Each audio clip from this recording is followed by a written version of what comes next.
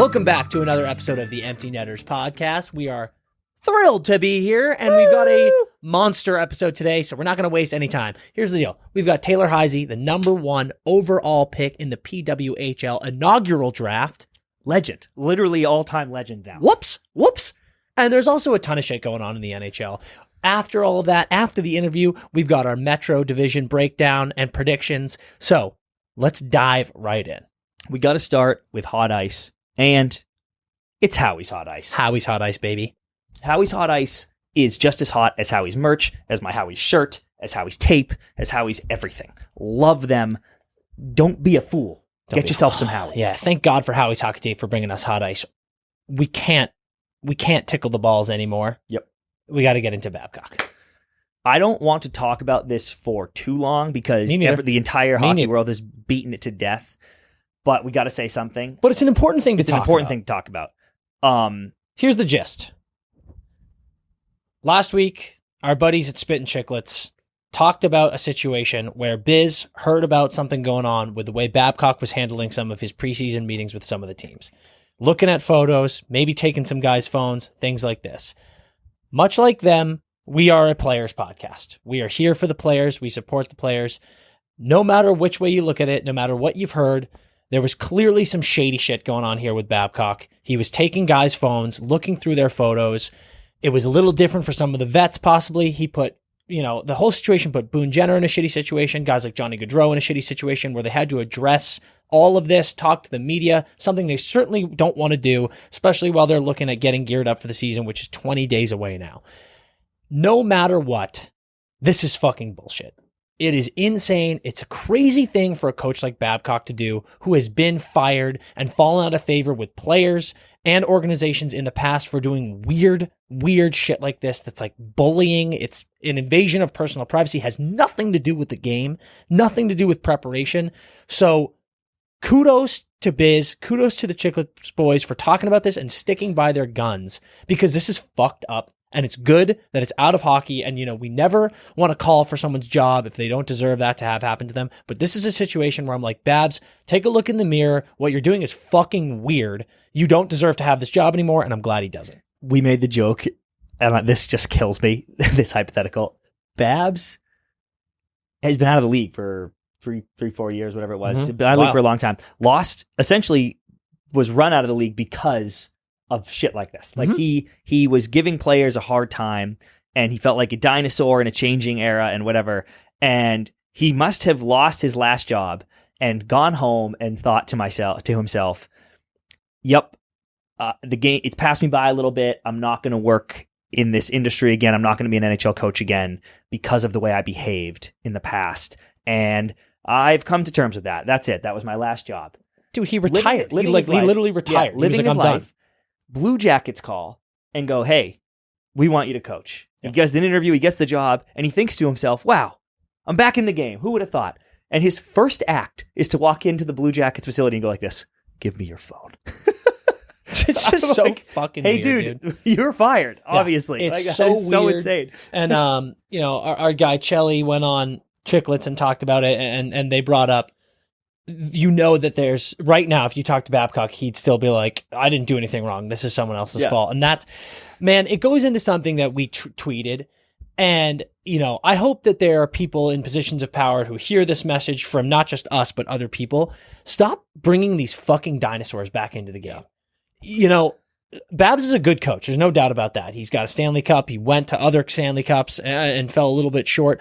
But at the end of the day, when you keep doing stuff like this, that's getting you fired. It's making prominent players in the league who make the league as good as it is.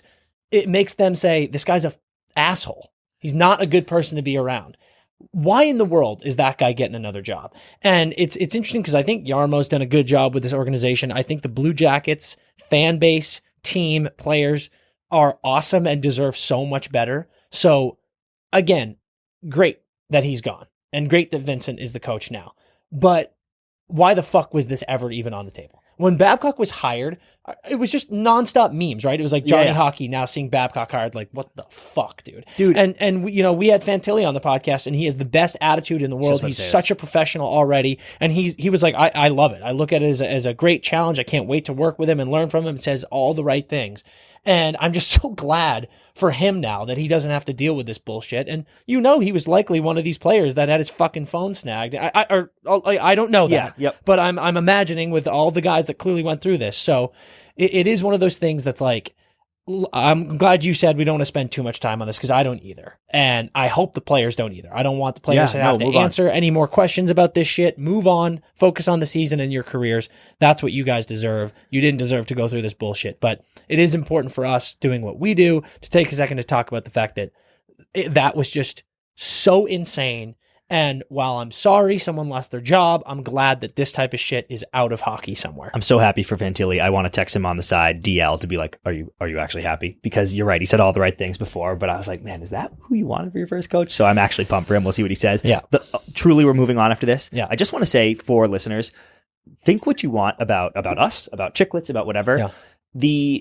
This having a platform like this we don't say shit on here unless we are a scoop, that I should say. I fucking say a ton of dumb shit. Yeah. That's my opinion. I'm an idiot. I don't say scoops on here that I haven't triple checked, and it's okay to say. And think whatever you want as an individual about Chicklets or Biz, but he takes that job very fucking seriously, and he would never have said that ever if he didn't know. Yeah. And maybe it could have been handled differently for a million reasons from a million different parties. But I'm just saying, the people that rip down his throat being like, you're making up lies, check yourself. Check it a little bit. Because he doesn't do that. He doesn't run his mouth just to run his mouth. They don't need to do that. He would never do that. And it's an important job, and he takes it seriously. And my last thing I would just be, we love this man. Yeah. And I think we lead with almost everything we do, whether it be on the Instagram, whether it be on the show, with hoping to come from an angle of kindness and comedy. Yeah. We just like talking about this shit. We like having fun. We like having fun with all of you. That said, it doesn't mean that we're running our mouths about shit with things like sources, like you just said, and a message to the journalism community. It doesn't fucking matter where something comes from. If something is being talked about and someone has an opinion on something or information about something that's not cool or not okay or not ethical going on, it shouldn't be your first inclination to trash whatever that source is because you don't think that they're legitimate or not. Maybe do yourself a favor, take the time and do a little bit of research and see if there is legitimacy to it. And it was a bummer to see how many people were like, fucking don't trust this source. And I'm like, well, how about we look into what went on? Because they were right, and it's good that we got something bad going on in the game of hockey and in the NHL out. Yep. So that's it. Boom. More fun shit. Yes. 2 new captains, Dan. We got multiple new captains. Well, I don't remember who we talked about. Well, we talked about Quinn. I think we did talk about Quinner. Okay. Yeah. So we got Braden Shen in St. Louis. Yep. We got Adam Lowry in Winnipeg. Yep. 2 phenomenal choices. Yep. And then obviously close to our heart, officially Marshy gets the C in Boston. Released an awesome video today. He looks fantastic wearing it. Brings a little bit of a tear to my eye. I gotta say, I'm happy that Boston didn't wait a season. I think there was a lot of chatter and very fair chatter being like, I don't know, maybe they take a year. Maybe they take a year with Berg leaving, but they didn't take a year after Chara. They went right to Berg. They didn't take a year after Berg, went right to Brad. And to me, it makes perfect sense. Like, those 3 guys have been leaders for so long. I feel like they've all talked about the situation and themselves as co-captains for this whole time. Krejci as well. Mm-hmm. You know, if Krejci were still here, I think Krejci would get the C. And I just think it's great. And say what you will about Marshy. If you're not a Bruins fan, I get it. Some guys don't like him. But if you talk to some of the players around the league, the respect for Marchand is through the roof. And I just think it's so awesome to see a guy who was a 3rd-round pick, undersized, not a lot of people believing in him. He came into the league, guns blazing, won a Stanley Cup, and has solidified himself as one of the best players in the NHL. And now he gets to wear the C and be the 21st captain of the Boston Bruins. Just so cool. I thought 27. I think it's 21, but I might be wrong. Yeah, I thought 21 or 27. In this we had talked about there was a decent chance Berg never wore a C in Boston just because of Chara was there and Berg's retirement and whatever. And I don't know that I was always like, oh, it'd be a tragedy if Marchand never wore a C in Boston. I would be lying if I told you I had that much foresight. But I do think it's cool. 27, good call. Yeah. 27 The captain way in it shook history. out, I think it's cool for him that he has this little window here where he gets to do it because, like you said, I think you maybe tweeted it, but it's a great, what an arc. What a character arc. Like this third round pick, undersized guy, little rat out there, and then becomes a 100-point guy and wears a fucking C for their original 6 team. Yeah. Unbelievable. Can't trade him now, eh? You sure can. You think so? Yeah, you definitely can. I don't think they will, but you never know what happens with the season. Yeah. I don't think that changes anything. I mean, it's a business. I don't want it to happen. I want Marshy to retire a Boston Bruin. No questions asked. But then at the same time, the fact here, we'll get more into this in the Atlantic predictions, but like the fact that Boston's bringing in a lot of these bottom 6 thumpers and they're just burying some of their young guys, maybe they aren't planning on doing anything, and that would be shocking. 6 teams left: Ducks, Yotes, Flames, Hawks, Flyers, Kraken. No captains. Do you think we see any before the season starts? I really do, and I actually hope that we see all of them, with the exception of Chicago. I think Chicago should wait. I think writing is on the wall in Chicago. If Bedard is who we think Bedard is going to be, I think you give him the C next season, just like you did with McDavid, just like you did with Crosby, and then it was a couple of years after, but like you did with Ovechkin. No offense, Seth Jones, but that is what you do in Chicago. And you cannot do it this season. I hope every single one of those teams, with the exception of Chicago, names a captain before the start of the year. Amazing. Last, do you have any more? I have one more hot ice. Stammer. Yeah. Let me read his quote. Please. Because I have it right here. It's about his contract talks. It's going to be UFA at the end of this year. Mm-hmm. To be honest, I've been disappointed in the lack of talk in that regard, Stamkos said today. It was something that I expressed at the end of last year that I wanted something to get done before training camp started. There haven't been any conversations. So he's 33, Dan. It's the last year of an 8-year, $68 million, 8.5 AAV contract he signed in 2016. Thoughts? Oh, I'm joking. Dan is so appalled by this news. I'm disgusted. Dying. Yeah. I kind of, first of all, I love it because to me, it makes it sound like Stammer's like this. I'm playing for at least 4 more years. Yep. And that really pumps me up because, I think he's, I mean, such a gifted player. What do you have, 80 points this year? Dude. He went off. He's so good. He's one of the best captains in the league. From what we've heard and players that we've talked to, he's considered one of the greatest captains in NHL history. So he belongs in the game, no doubt about it. I'm sure Tampa's feeling the cap crunch for sure, but it doesn't kick in until next summer or next year. You can figure out all those other moves this summer. I mean, if you're not bringing Stammer back, I don't know what you're doing. And the fact that this guy, arguably the best captain in Tampa Bay history, I think probably is.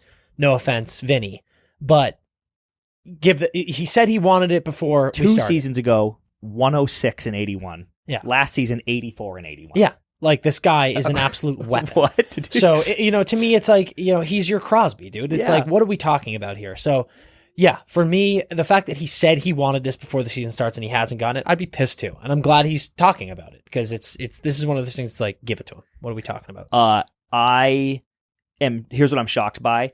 That, well, I love that he aired it out. Yeah. I think some people maybe aren't. I don't know if you just said that or not.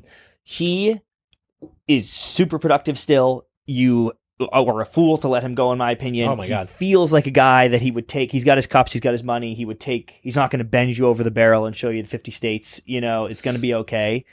What blows my mind is that the no talks comment and the fact that he said to them, hey, I would like an extension done before training camp because I don't want to be thinking about it during the season. Your captain, your long tenured captain, looked you in the face, who's brought you multiple pieces of nickel alloy to just put in the display case, says, I don't want this to distract me next year as I'm putting up point per game seasons over and over and over. Yeah. And they went like this.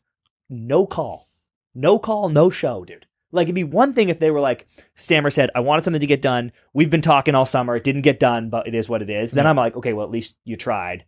Literally no call, the guy? Are you shitting me? And I don't think he's going to leave. I bet something gets done, and even if he makes it to free agency, I bet they fucking re-sign him. And it's going to be lower AAV. Yeah, That's the thing that I'm like, what? This isn't a Austin Matthews deal. Like, this is, you're keeping your over point per game captain on the team for a lower AAV hit, I would imagine. Yeah. Why is this an issue? He's just such a sweet.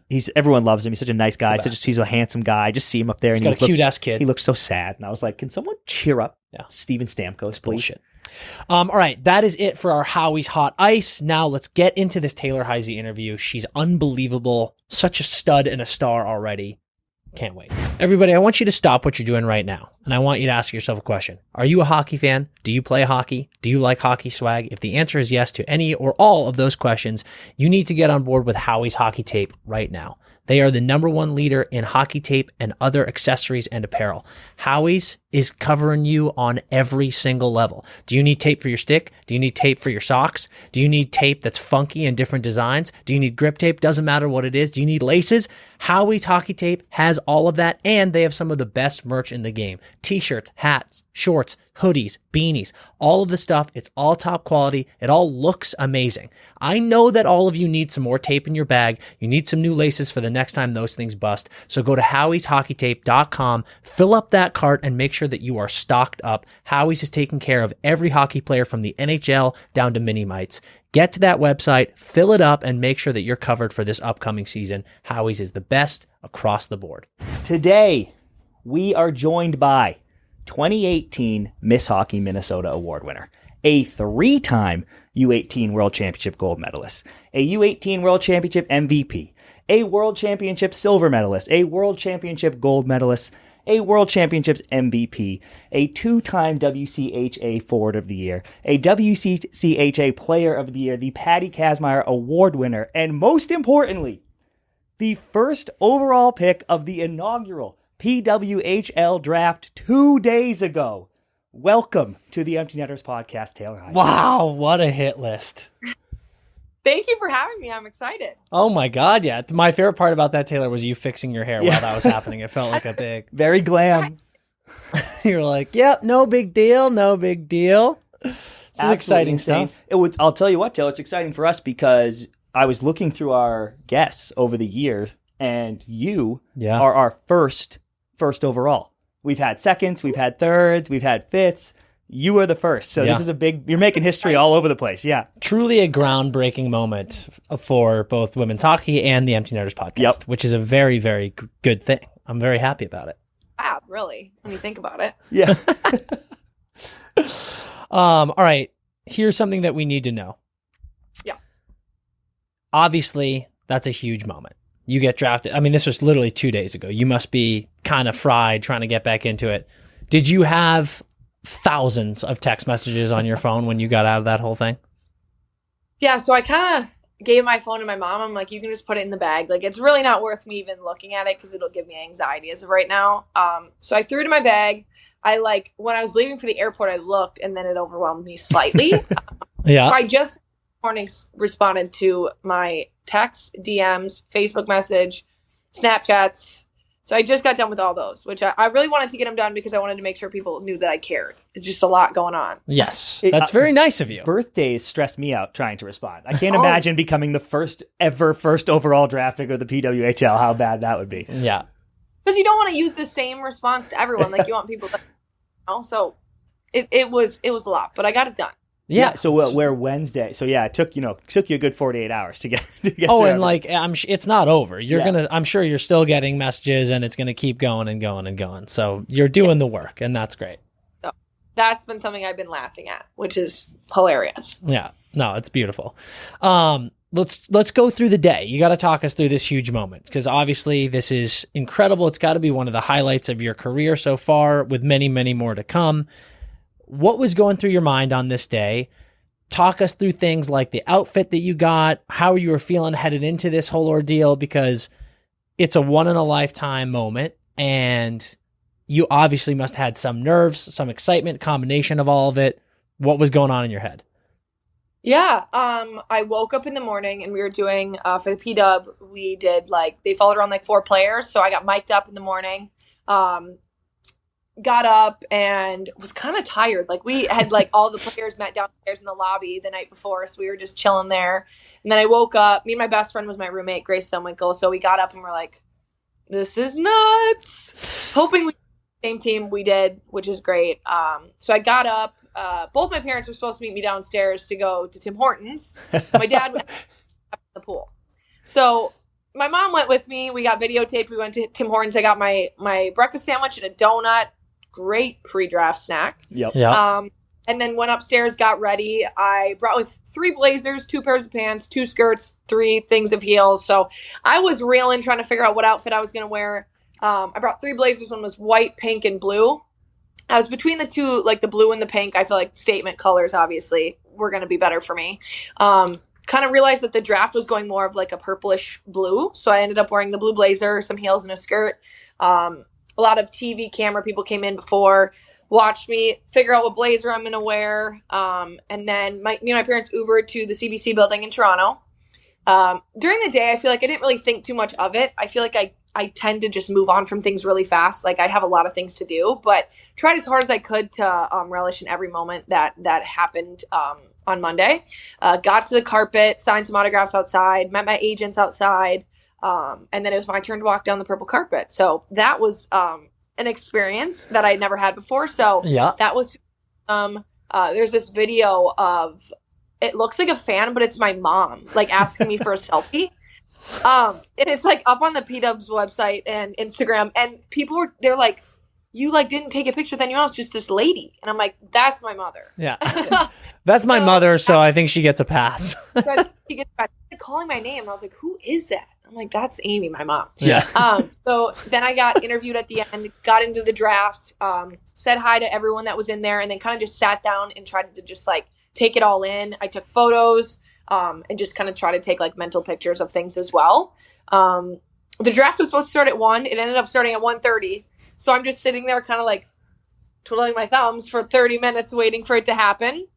But it was super exciting. I mean, after seeing Billie Jean King come up on stage herself and give the speech and then her stay up there for the first pick, I mean, that's historic in itself and a historic moment for me, of course. After I got picked, I literally blacked out for a second, I think. I like ended up trying to go a different way, and this guy like grabbed me and like had me go around a different way. Yeah. And I remember that. So those are like moments that like obviously I'm never gonna forget, but being up there with her, like that photo is something that's gonna be probably a screensaver for me for a while. Yep. No doubt about it. So I gotta know, obviously there's so many cool elements of this. You're in, your home state, you grow up playing hockey, you end up going to college to play hockey there. Now you get drafted by the first overall in the first ever PWHL draft by a team in your home state as well. So many huge pieces going into this. When I was in Vegas last week for NHL Player Media Tour, and I had the guys hooked up to a lie detector test. And when Connor Bedard sat down, just messing with him, one of the first things I asked was, did any part of you think you weren't going first overall? So now I'm hitting you with the same question. Oh God, what was his answer? Did he lie? Yeah, he went like this. Oh yeah, you never know. And the woman running the polygraph went like this. That's a lie. And I was like, yeah, no shit. I would match that energy. Like, I think for me, I just know that with all my hard work and everything that I've done to get myself to this place, like God was going to put me in the right spot. So thank God it was number 1 and in the home state that I love, in front of the people that have supported me throughout. But obviously that was my dream. I didn't know if it was going to come true, but I did know that I put in the hard work and made sure that I was able to put myself into a spot that could happen. Absolutely. So that's kind of what I try to do. Yeah. And I mean, it's got to add a couple of awesome elements that it's all Minnesota too. Yeah. Like that must be so sick that you're just like, yep, going straight back home, playing for the first ever team here. This is unreal.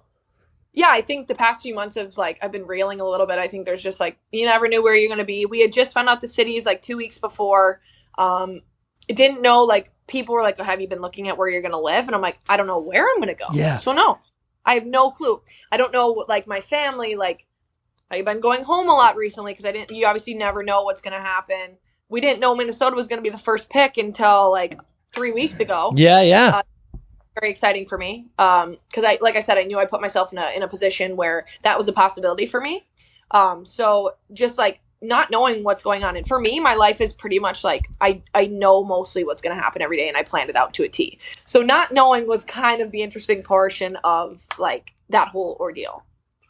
I love actually a couple things. One, I love the 3 blazers. I feel like we talked to a lot of guys at the draft and they're like, I planned my suit out a month ago. I got the whole thing lined up. I think the 3 Blazers is a move now. Like, people need to go into the draft with options. Yeah, read the room when the draft is going more blue. We hit them with the Robin's egg. That was fire. I think people should start pulling it like the Oscars. Like, maybe next time people do costume changes. Like, like the comeback. There you go. Like, that's what I'm saying. Like, come back from commercial break, got something else on. It's going to keep people on their toes. That'll get you a number 1 overall. Yeah, I promise. Yeah. And then you mentioned Billie Jean being up there. I saw you said she followed you on Instagram after, which is iconically awesome. Yeah.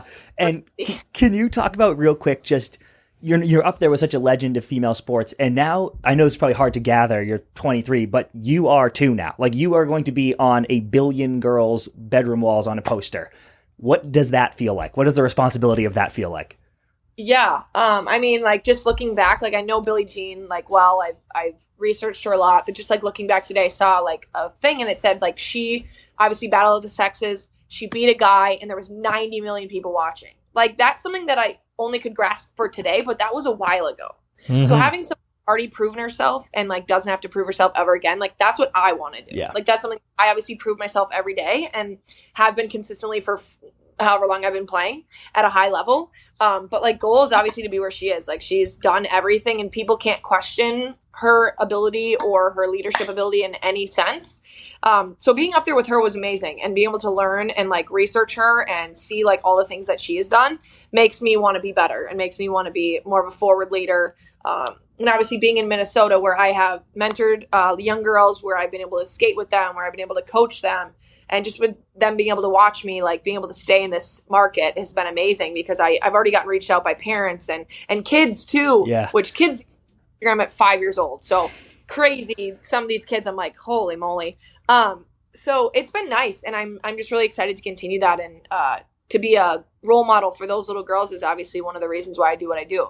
Amazing. Absolutely. Yeah. And I mean, the fact that you already have that mindset at such a young age and at such a young stage in your professional career just speaks volumes to the character that you have and the responsibility that you've taken on. But I think it is so awesome that you're in the perfect state, honestly, for this. Like, you know, you're in Hockey Town. That's amazing. You're going to be playing for a professional women's team in Minnesota. That's amazing. So all of these young girls that you've already created a great rapport and relationship with, you're not going anywhere. So that's just going to make it stronger and stronger and stronger. And that's how the web grows. You know what I mean? It's like these young girls, they get older, they play at amazing universities around the country, they get drafted, and it just gets bigger and bigger and bigger. And it's just a blast to be able to be a part of it and keep spreading your story here. It's awesome. For sure. I think for me, I have like a different story than most kids, because like in the state of hockey, girls at least, like, you're born into the sport. Your first birthday present is a pair of hockey skates.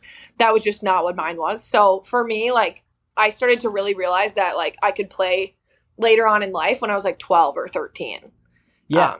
Well, I started like with the hockey when I was like 14. Yeah, and that's even later than any of my friends. You ask them, they're like, I knew I was going to go to the University of Minnesota, or like, I knew USA Hockey, I wanted to play in the Olympics when I was 5. Like, I was playing outside with sticks when I was 5. Because that's what we do in the country. Or you're running around biking with my brother. We have like we used to bike, and we used to hold our like trailer tractor in the back, and we'd haul each other around.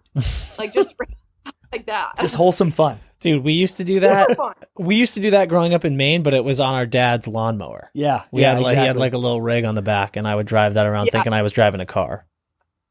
So that wasn't a thing. But then we got banned from the bike and trailer situation when I was doing it, and I stopped too fast, and the trailer hitch came and knocked my brother's front 2 teeth out. Yep. Yeah, that'll be a lesson. Listen, that's how you learn. Sorry. It's just the way it works.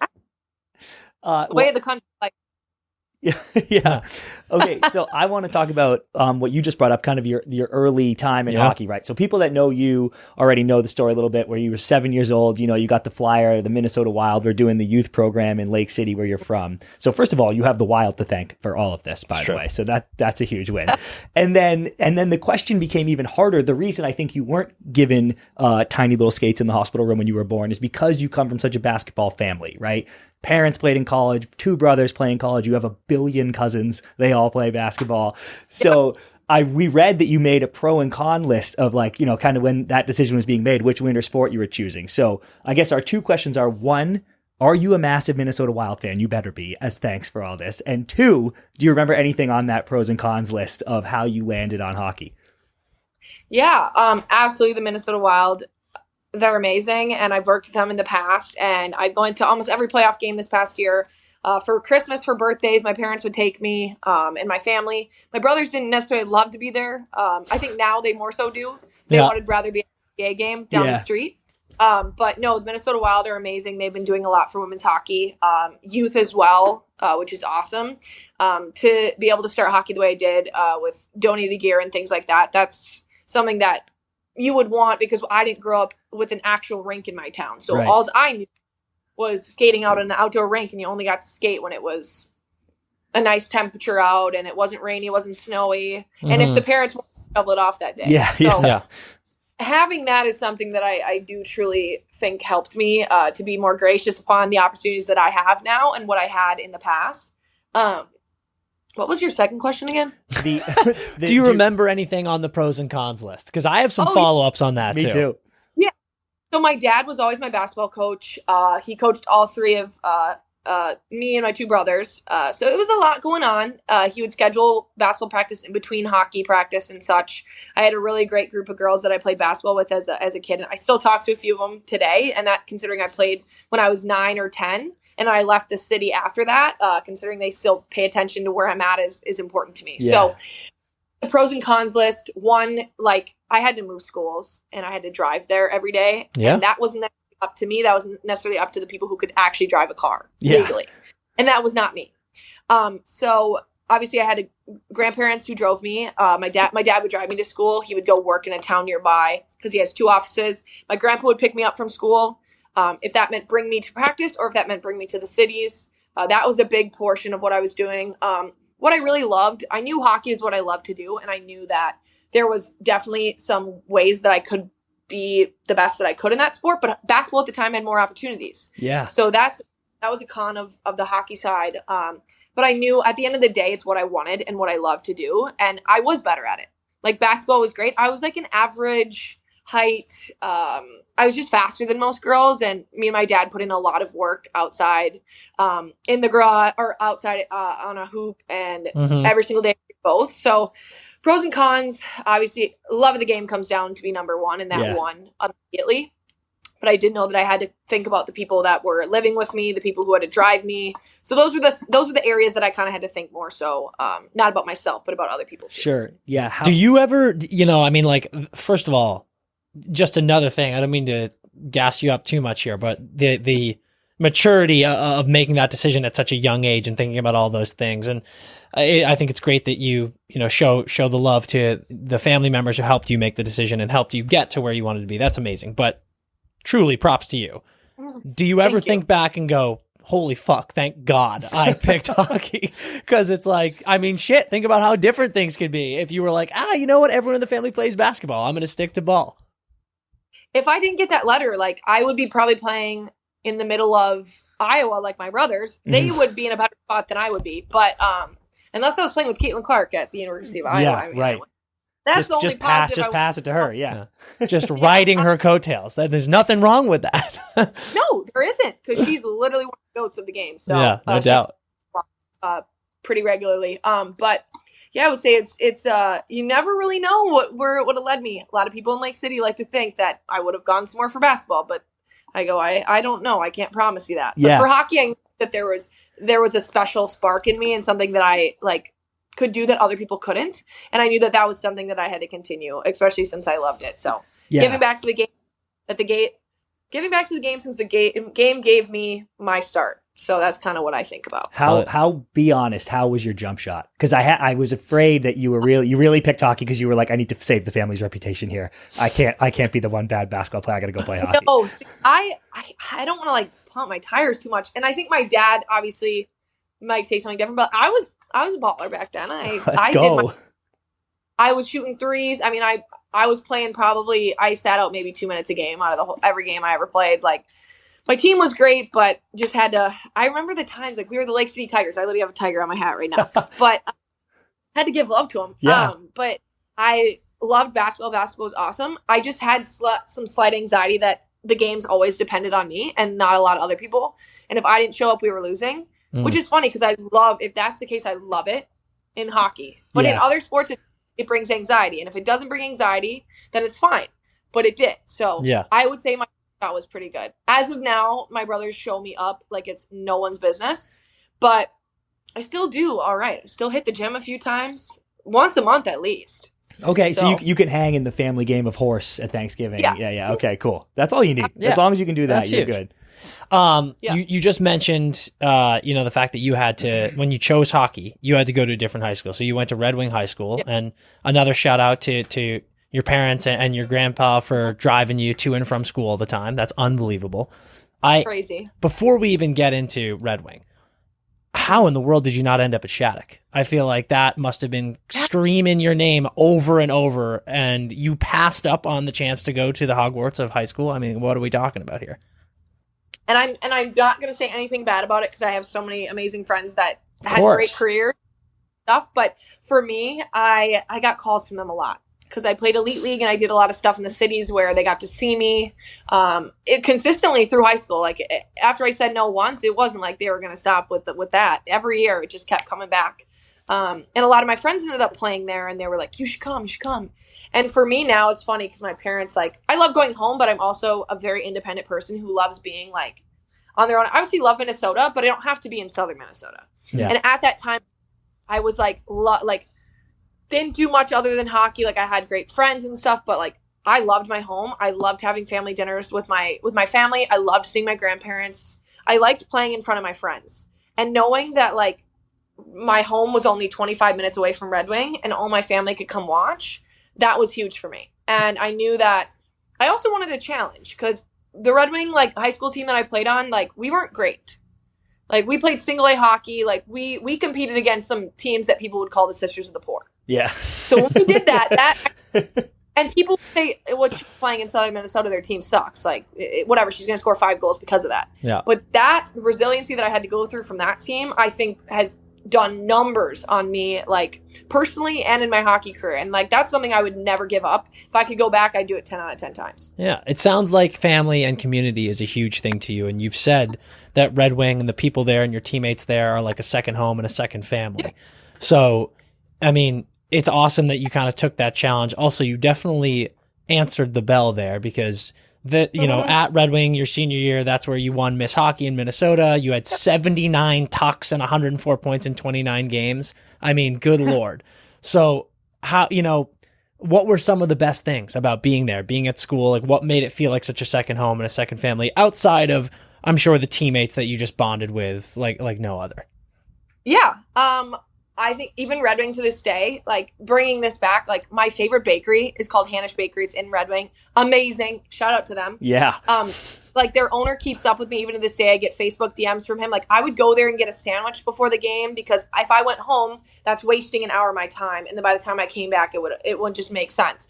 So a lot of places in Red Wing like knew me and like knew that I was going to get like, I had to go get something to eat. I do this, I do that. Like they just knew me for like living there because I like did. Like I would go to school and if I had a game at 7, school ended at 3, I wouldn't go home. I would go hang out somewhere for 4 hours. Yeah, or I would go to the rink something. So knowing that like Red Wing had my back and like they took me in as I was like one of their kids. Like my friends, if I ever needed a place to stay, I always had somewhere.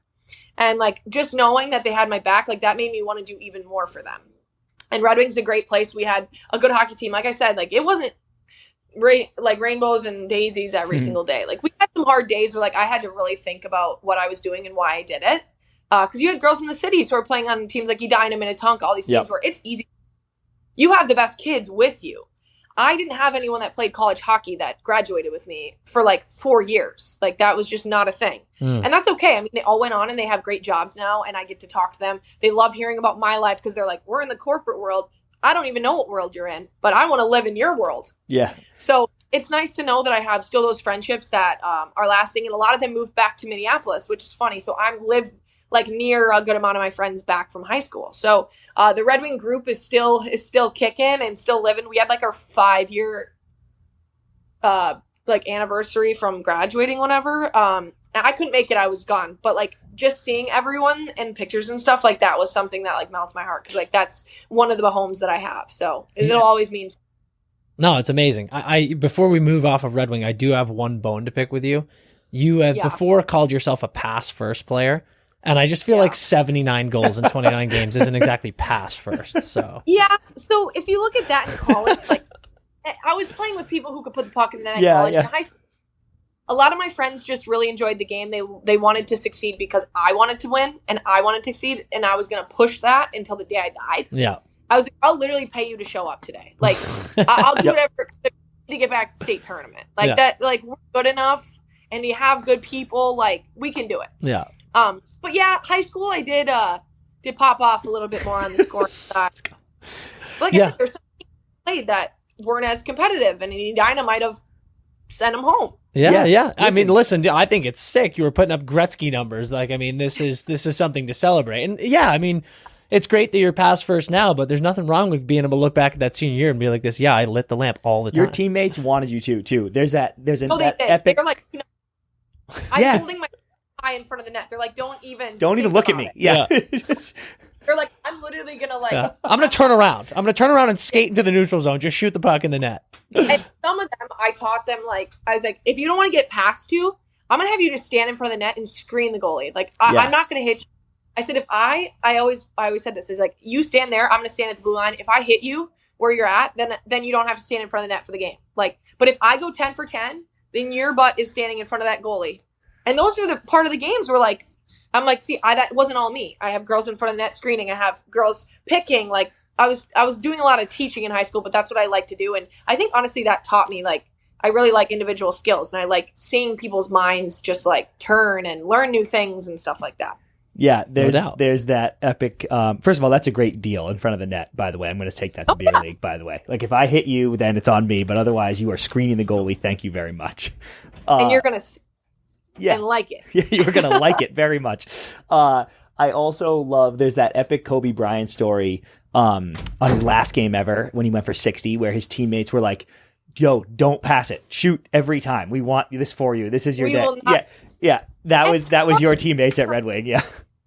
People, like, when you're playing with really good players who, like, either get jealous or, like, want to do what you're doing, that was nothing that I played with. All of my friends were genuinely wanted to win. They didn't care how much they played. They just heard that we were putting a win in the column. Like, we'd go to school and my friends would be like, dude, we won 8-0 yesterday. And someone would be like, why did you have, like, 6 goals? And they're like, I don't care. We won. And we lost. So, suck it. Boom. Yeah.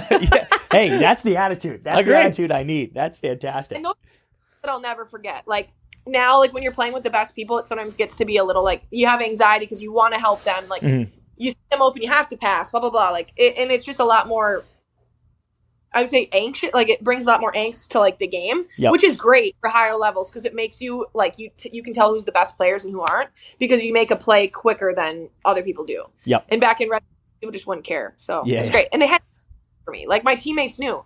You win, you have to show up today.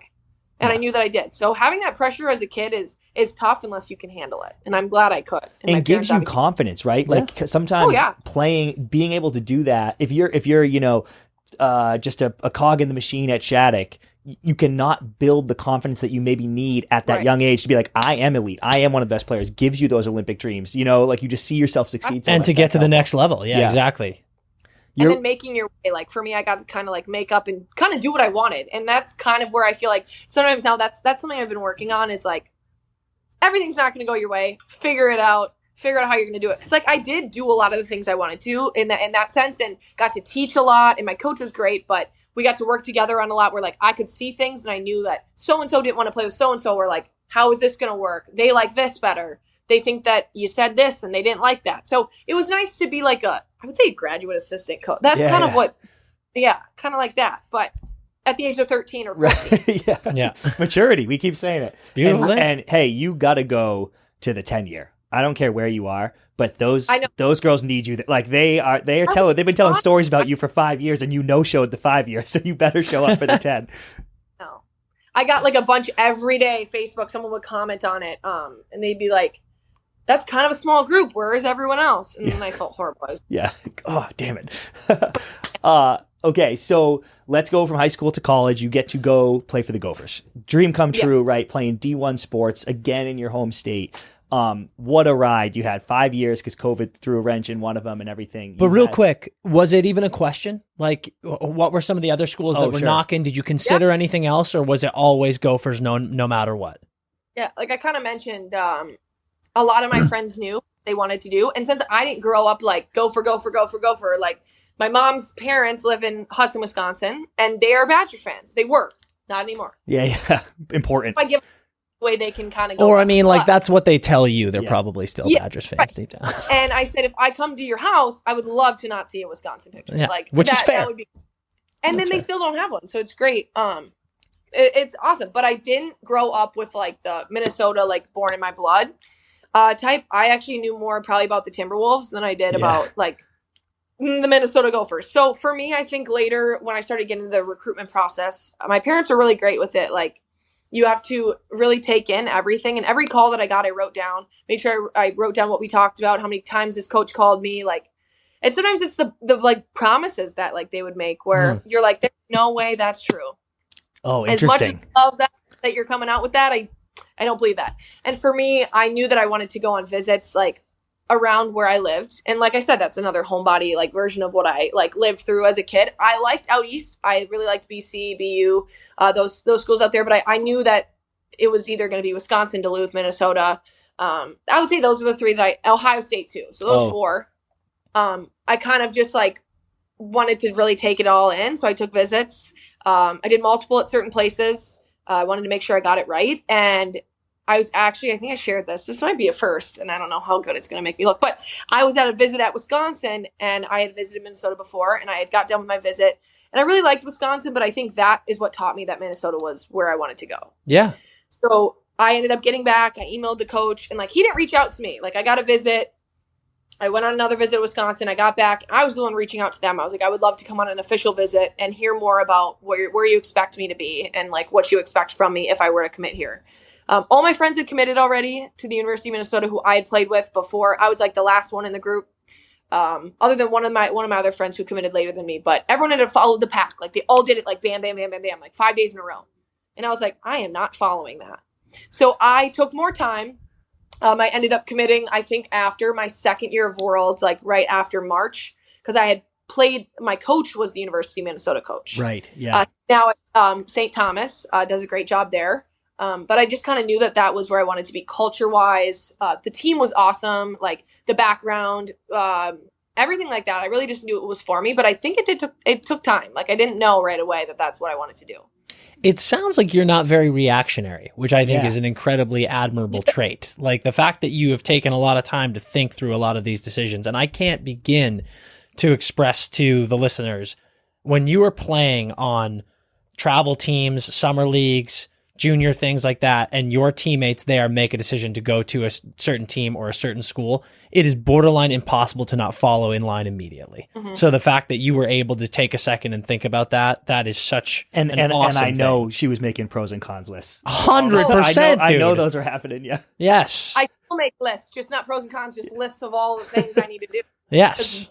Off makes me feel better. But yeah, I would definitely say on that topic, like I've always been the black sheep. I feel like I do things my own way, and I'm not really like too careful about like when other people do things. It's nice to know like, okay, they're doing it now. I can take that, put that in the back of my mind, but I'm going to do what I want to do anyways. And my mom always says that's my best and worst trait sometimes because I'm going to do it no matter what, but I'll make lists throughout to make sure that I'm doing it for the right reasons. Yeah. So I feel like that's the biggest, like following is nice and everything, but like going things your own way at your own pace, like makes your journey more memorable in my opinion, because it has been for me. Yeah, absolutely. Do you remember any, and you don't have to say if they're too personal, but do you remember any of those promises that you were like, I don't buy this bullshit? Was it like first line promises, or what were some schools saying? It was just, yeah, like, and after I went through each team and like who would be on the team still and what the lines were already at that point, so there's always fake promises when it comes to that. Like I knew I was a great player and I was going to be one of the best ones in the country at the point, like for my recruiting class. But there was promises. I'm going to get up at 5 a.m. whenever you want to, like, I am going to put that time in, like, and I know after hearing certain stories from other people that that just wasn't true. Or like usually you can't say you're going to give money when you don't have it. That didn't happen to me. So I'm glad, because that sometimes can like make or break a decision. Yeah. I just knew that I wanted to be comfortable and I loved what I did. So the money, like whatever came along with that was fine. But yeah, I would just say like there's just certain things people said and I'm like, I don't really believe you on that. Yeah. You know what, Taylor? Lie. Yeah. Lie. Yeah. Yep. We had Jeremy Swayman on, and he had this very similar experience. He talked about in junior, he had a couple of coaches who told him this and that, and it turned out not being true. And then his college decision really came down to picking Maine in a huge way because the coach was like, you're going to come here and you're going to have to fight for your spot. And he was like, you're the only team that has the honor to tell me that. And that is why I want to come here. And yeah, it's nuts. We talked about on that episode, and we'll say it again here. You really do kind of have to have that antenna up when it comes to those promises, because at the end of the day, the only thing that matters is when you show up and work your ass off and earn a spot. And if you get promised things and you waltz in thinking everything's going to be handed to you, that's when you get in trouble. So another great, man, Taylor's just making good decisions. Yes. This is just really impressive stuff. I'm blown away. So you picked the Gophers, took your time, picked the Gophers. Can you tell us a little bit about just what it was like to play for a program with so much history and the friends you made, and just kind of how you felt like you changed as a person and a player during the time there? Because you had so much individual success, so much team success. I know the Natty never quite came to fruition, but like multiple Frozen Fours, the regular season championship, like what a run you guys had. So talk about that a little bit. My friends will know we were going to get lip tats if we won the Natty, but we didn't. So, oh my God. I can't believe this. Wait. Hold on.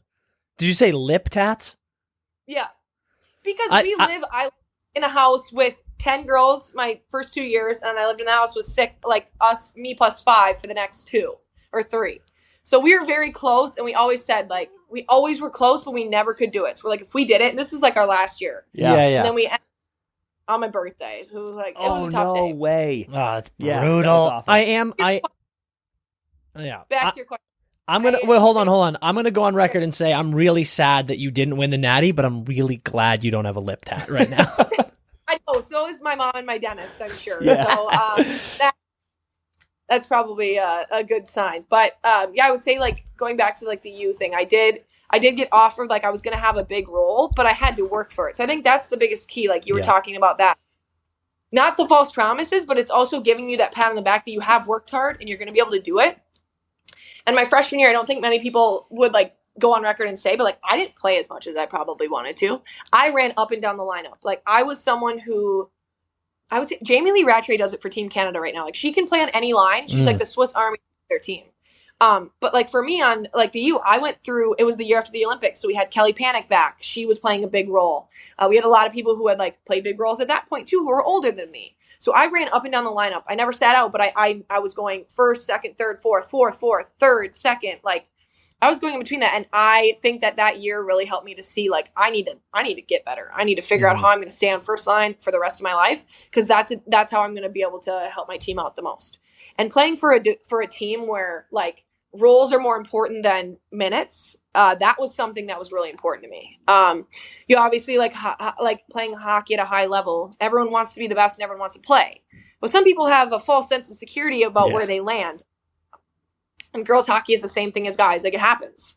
But once you can shut people up with your play and consistently be like, I can show you up every single day. Like that was my goal. I never let anyone beat me in practice. Like I'm not taking it easy on you because I want to make sure that you're ready for games, but that I'm also ready to take on the best. Mm-hmm. So playing at the Gophers, like we had amazing roles and I got talked about it a lot. Joel Johnson really like instilled it in me my freshman year that like, you got to be okay with playing on different lines, with playing with different people and realizing like, that's where we need you. You might not want to be there, but that's where we need you. Yep. And we need you to be okay with that. So role playing is something that I think is a huge part of the game that not every child understands now because a lot of kids, it's participation. Like you're winning, you're here, like you get this, here you go. We're like, sometimes you got to get thrown on fourth line to figure out like where you stand. So playing for the Gophers has been something prestigious for me because obviously like I landed on a great line for my last few years and I got to keep that spot, but that's because I worked my butt off every day because I wanted to be better and I wanted to have great teammates and I wanted to be better for them.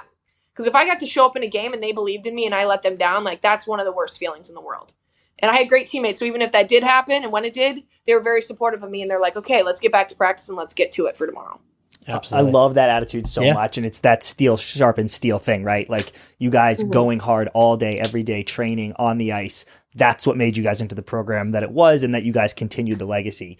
Absolutely. Yeah, you talk about the girls you live with and your line mates and everything being so fun together.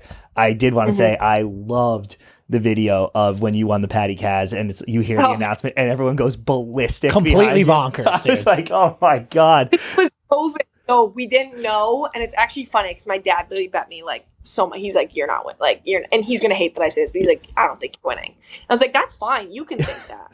But I put so much work in this year, and I've kicked ass. Like even if I don't win it, I'm gonna be happy. But I just know that like I said, put myself in a position to be able to do that. Yeah, and that is liked on my phone, and I re-like it every single time, so it's at the top of my feed, so I can rewatch it because like that's the reason why I do it. Like, there's someone who didn't give back to their team and didn't love their team the way that I did, that reaction wouldn't have been the same. And I had my friends like crying, like my best friend was bawling her eyes, and I'm looking at her, I'm like, "You're making me cry right now." And she was, "I don't know why I'm crying." And I'm like, and that just shows like the respect and the love, like that I did deserve it. And it was one of the best things, not only for me, I wanted our team to live through that. Like that was something that showed like, I didn't just get there myself. I didn't have 40 assists for no reason. Like I had people putting the puck in the net for me as well. Yeah. Yeah. And like those are more important for me. Like I've always said that scoring goals is great, but like I like being like I like to see things click like in people's minds. I'm like, okay, I'm looking this way. My line mates always said it. They're like, "Dude, I never know what you're doing." Like it took me 2 years finally understanding it. And I'm like, "You just got to have your stick on the ice. I will take the goalie's eyes away for 3 seconds. You'll have 2 seconds to shoot. Hit the net." Yeah. Those are times where like you just like sit back and like laugh about it. Because even today, like I'm gonna have my buddies over from my house this weekend on Friday to celebrate a little bit, and I'm just really excited to see like how they react to it and just like see what they're doing because they're not all of them live the same life as me. So it's fun to still have friends that like kicked my ass in college and we're like, "Dude, you're not doing your shit right now. Yeah, like you figure it out." And I respected that. Like not everyone can say that to me, and I would be like, "Okay." Yeah. Some people I'd be like. But I respected them. So they're part of the reason why I like have gotten so good and good with taking feedback as well because I was able to. Absolutely. Those awards do really feel like team awards, which is awesome. Oh my God. Do you remember what you did? Do you guys tear it up that night? Everyone was in a pretty good mood. Yeah. The house is called Treehouse. So I like cheeseburgers are my favorite food. And I just talked about this at the draft because it was National Cheeseburger Day on Monday. Yeah. Get one because the airport sold nothing but like chicken parm subs, which I'd never heard of. And you were running off just wait, what? You've never heard of a chicken parm sub? What's wrong with you? They're amazing. No, that was the first time I had one. I thought it was a meatball sub, so that's why I ordered it. That's one of his favorite subs of all time. I'm like, my heart is exploding with anguish that your first chicken parm sub experience was in a fucking airport. Oh my God. And it was fine. It wasn't bad. I was actually really like happy with it. It wasn't bad. Yeah, but we can do better. Yeah. Definitely can do better. Absolutely. When you come to LA, I'm going to get you the best chicken parm sub you've ever had. Victor Jr.'s. Shout out Victor Jr.'s. We're taking you when you come. Unbelievable. Amazing. I'm going to have to look that up because obviously that's not in Minnesota. But yeah, what I always forget. What you guys were doing that night after you won the Patty Kaz? Like my friends, I'm going to tell them to watch this because they're going to die. We went to go get burgers at Blue Door, which is one of the best burger places on campus. Went with some of my buddies, went with my family, and I told my family, I was like, just drop me off. Just drop me off. I need to go hang out with my buddies. Yeah. We all wore my Patty Kaz shirts all day. Sick. We all hung out in the backyard. It's called the Treehouse Backyard. It was huge. Like we could fit 8 cars back there. Yeah. So we had people coming in from the street. They heard the music. They heard us hanging out. Like, oh my God, it was electric. And then we ended up going to the bar that night. I was 21. Don't worry. Yeah. And we had like an amazing time. The next morning, everyone showed up to our house to clean up in the shirt still. So that's a beautiful thing. That's a beautiful thing. That right there is the same team camaraderie that leads to this award. That's incredible. Fucking great. Also, a little bit of a flex by us. Second Patty Kaz winner on the show. Oh yeah, that's right. We had Aaron Frankel on before, so we're. Oh, so me and her have a story. I call her my CQ because we both got COVID leading up to the World Championships my first year. So not only had I never made a team before that, I made a team on Friday. They COVID tested us Friday night. I'd called all my family, get the test back Saturday morning. Positive. Oh, yeah. Whoops. So then I drive 15 hours home from Buffalo to Minnesota. Oh my God. While they all flew to Copenhagen, Denmark. Yeah. So I spent 10 days at home, flew in the day before we played Japan. She ends up getting COVID 5 days after me. She stays and flies in late, so we bond over that moment. Yeah, of course. There you go. That's beautiful. Okay, we're on the topic of teammates right now, and we always love talking about locker room stuff. So if it's okay with you, with the help of our sponsor, I'm going to slide a question in with our... Look at this sandal. Flip it over so you can see it. This is our beautiful... Is it upside down? No, but just look at this. Like it's a giant... It's a giant slide. I wear slides. It's terrible for my back, but I wear slides every day, all day. Okay, well, I got good news you for want to hear some good news? What? You're getting a pair of Empty Netters iSlides. So yes, there you go. Okay. No, I literally wear pairs. One's literally right here. I'm just wearing them around the house. So I wear my slides. Oh my God, the ones we're sending you are way better than those. So you're about to be, and you will have zero back problems, truly, because they are. That's what I'm hoping for. Yeah. So that's okay, so our iSlide question. Mm-hmm. When you're in the locker room, this is a perfect chance for you to put some of your teammates on blast. Okay. Who are the people in the locker room? Who is takes a million years to get undressed? Who's the DJ? Who's the weird person in the locker room? Because personalities come out in the locker room that they don't show to the public. Yeah. And that's truly my favorite people in the world. That's when you see like the true like beings people. I'm going to go Gophers, and then I'll go to Team USA after. Oh, hell yeah. Okay, I love it. DJ, Crystal, and Hangler. Like, this girl, she lived with me for so many years, like 4 in a row. And she was my freshman year roommate. So we met, like, at our freshman year dorm, and we were, like, knew we were going to be buds. So she always DJ'd every year for, like, I think the last 3 years after some girls had graduated. Takes forever to get dressed and undressed. My best friend, Abby Barine. She is just a slow poke, like, constantly. I'm like, if you want to come with me, practice, I'm driving, you have to be ready in like 30 minutes. This is a major point of contention. Taylor, okay, we seem very similar in a lot of ways, and I feel like we're definitely, I imagine you're very efficient, as I am. Yeah. Getting things done. Having the person that you have gone to the rink with, whether it be your best friend or just your rink buddy, take forever getting dressed and undressed, I want to fucking kill you. I'm just chilling. It's so annoying. And it's the same deal. We'll go to games and I'll be like, let's just drive separately. And he's like, no, that doesn't make sense at all. And I'm like, well, then get your ass moving after the game. It is insane. Well, all of my friends, like we lived in a house of 6. I drove everyone, always one person in the trunk. Unless it was moped season, then we would moped there. Yep. Yeah. But like everyone, and then after the game, like usually I'm tired. I'm playing 35, 40 minutes in college game. Like I need to go ice bath and stuff. After practice, I would literally sprint off the ice because I'd get on early, do my skills before. Yeah. My friend would stay out there or she'd get in the locker room. I would go get needled. I would take an ice bath and I would get massage or something. And she is still in half of her gear. Yeah. That's insane. Why are your skates still? That one is crazy too. I'm like, at least be comfortable. If you're just sitting there, fine, but at least untie your boots. What is wrong with you? It's a disease. I admit that, but it's something a lot of us. There's dozens of us, and we all suffer equally. And I'm very happy chilling in the locker room. Yeah, absolutely. I would say the weirdos. Katie Sky is one of my buddies. She's just weird. Like you never know what you're gonna get in there. I mean, never. Yeah. Constantly never gonna bring something up. She at one point like hid in one of our laundry bins and was scaring the shit out of everyone when they walked in the locker room today. For shit. Because like she didn't have school the last year pretty much. Like she had like 2 classes. Yeah. So she would just fuck around with people and whatever. And Abby Murphy, she's crazy. She's psychotic. Love her to death. But those are my Gopher teammates. USA, Megan Keller, always on the aux. And she's like fire. She's got things going from every genre, but it just fits the vibe. Love that. So she's great, that would give me so much anxiety. Like me too. Could never. Because everyone vibes with my music style, so I'd be like, how do I like get eclipse everyone's likes into one? Mm-hmm.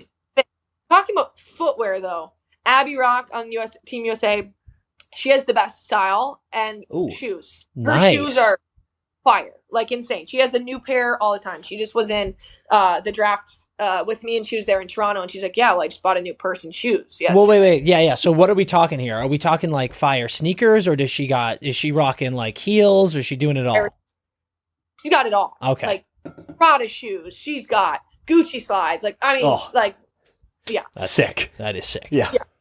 So I would say those are the people. And then in the locker room, Hillary Knight's hilarious. I mean, you just also never know what you're going to get with her. She's hilariously funky. Like, we have a bunch of like jokes in the locker room. So when someone does something, like it takes forever. I'm trying to think.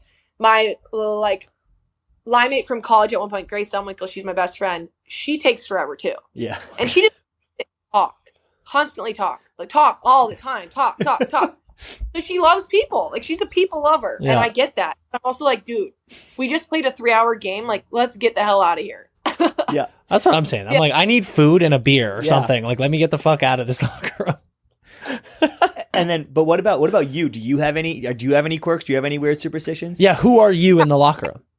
I used to always get to the rink super late because obviously we would be driving from the boonies to the cities. So I would get dressed in the car, or I'd be like fully dressed in the car, reading my book, and then just have to put my skates on when I get to the rink. And I learned to tie my skates quick because no one wanted to tie them for me and my family. So when I was a kid, I learned really quick how I wanted them tied, and I could do them. But me in the locker room, I feel like for games, I'll get in. I need like 15 minutes to get ready. Like, if I'm rushed, I get to be a little upset, but that's on me most of the time. Like, I'm not, or the team's late or something. But I feel like I'm pretty, like, before games, I'm not going to do too much. I'm pretty focused. I'm not like over the top, because some people, like, their thing is like they're comedians and like that's how they get rid of the pressure that they're feeling.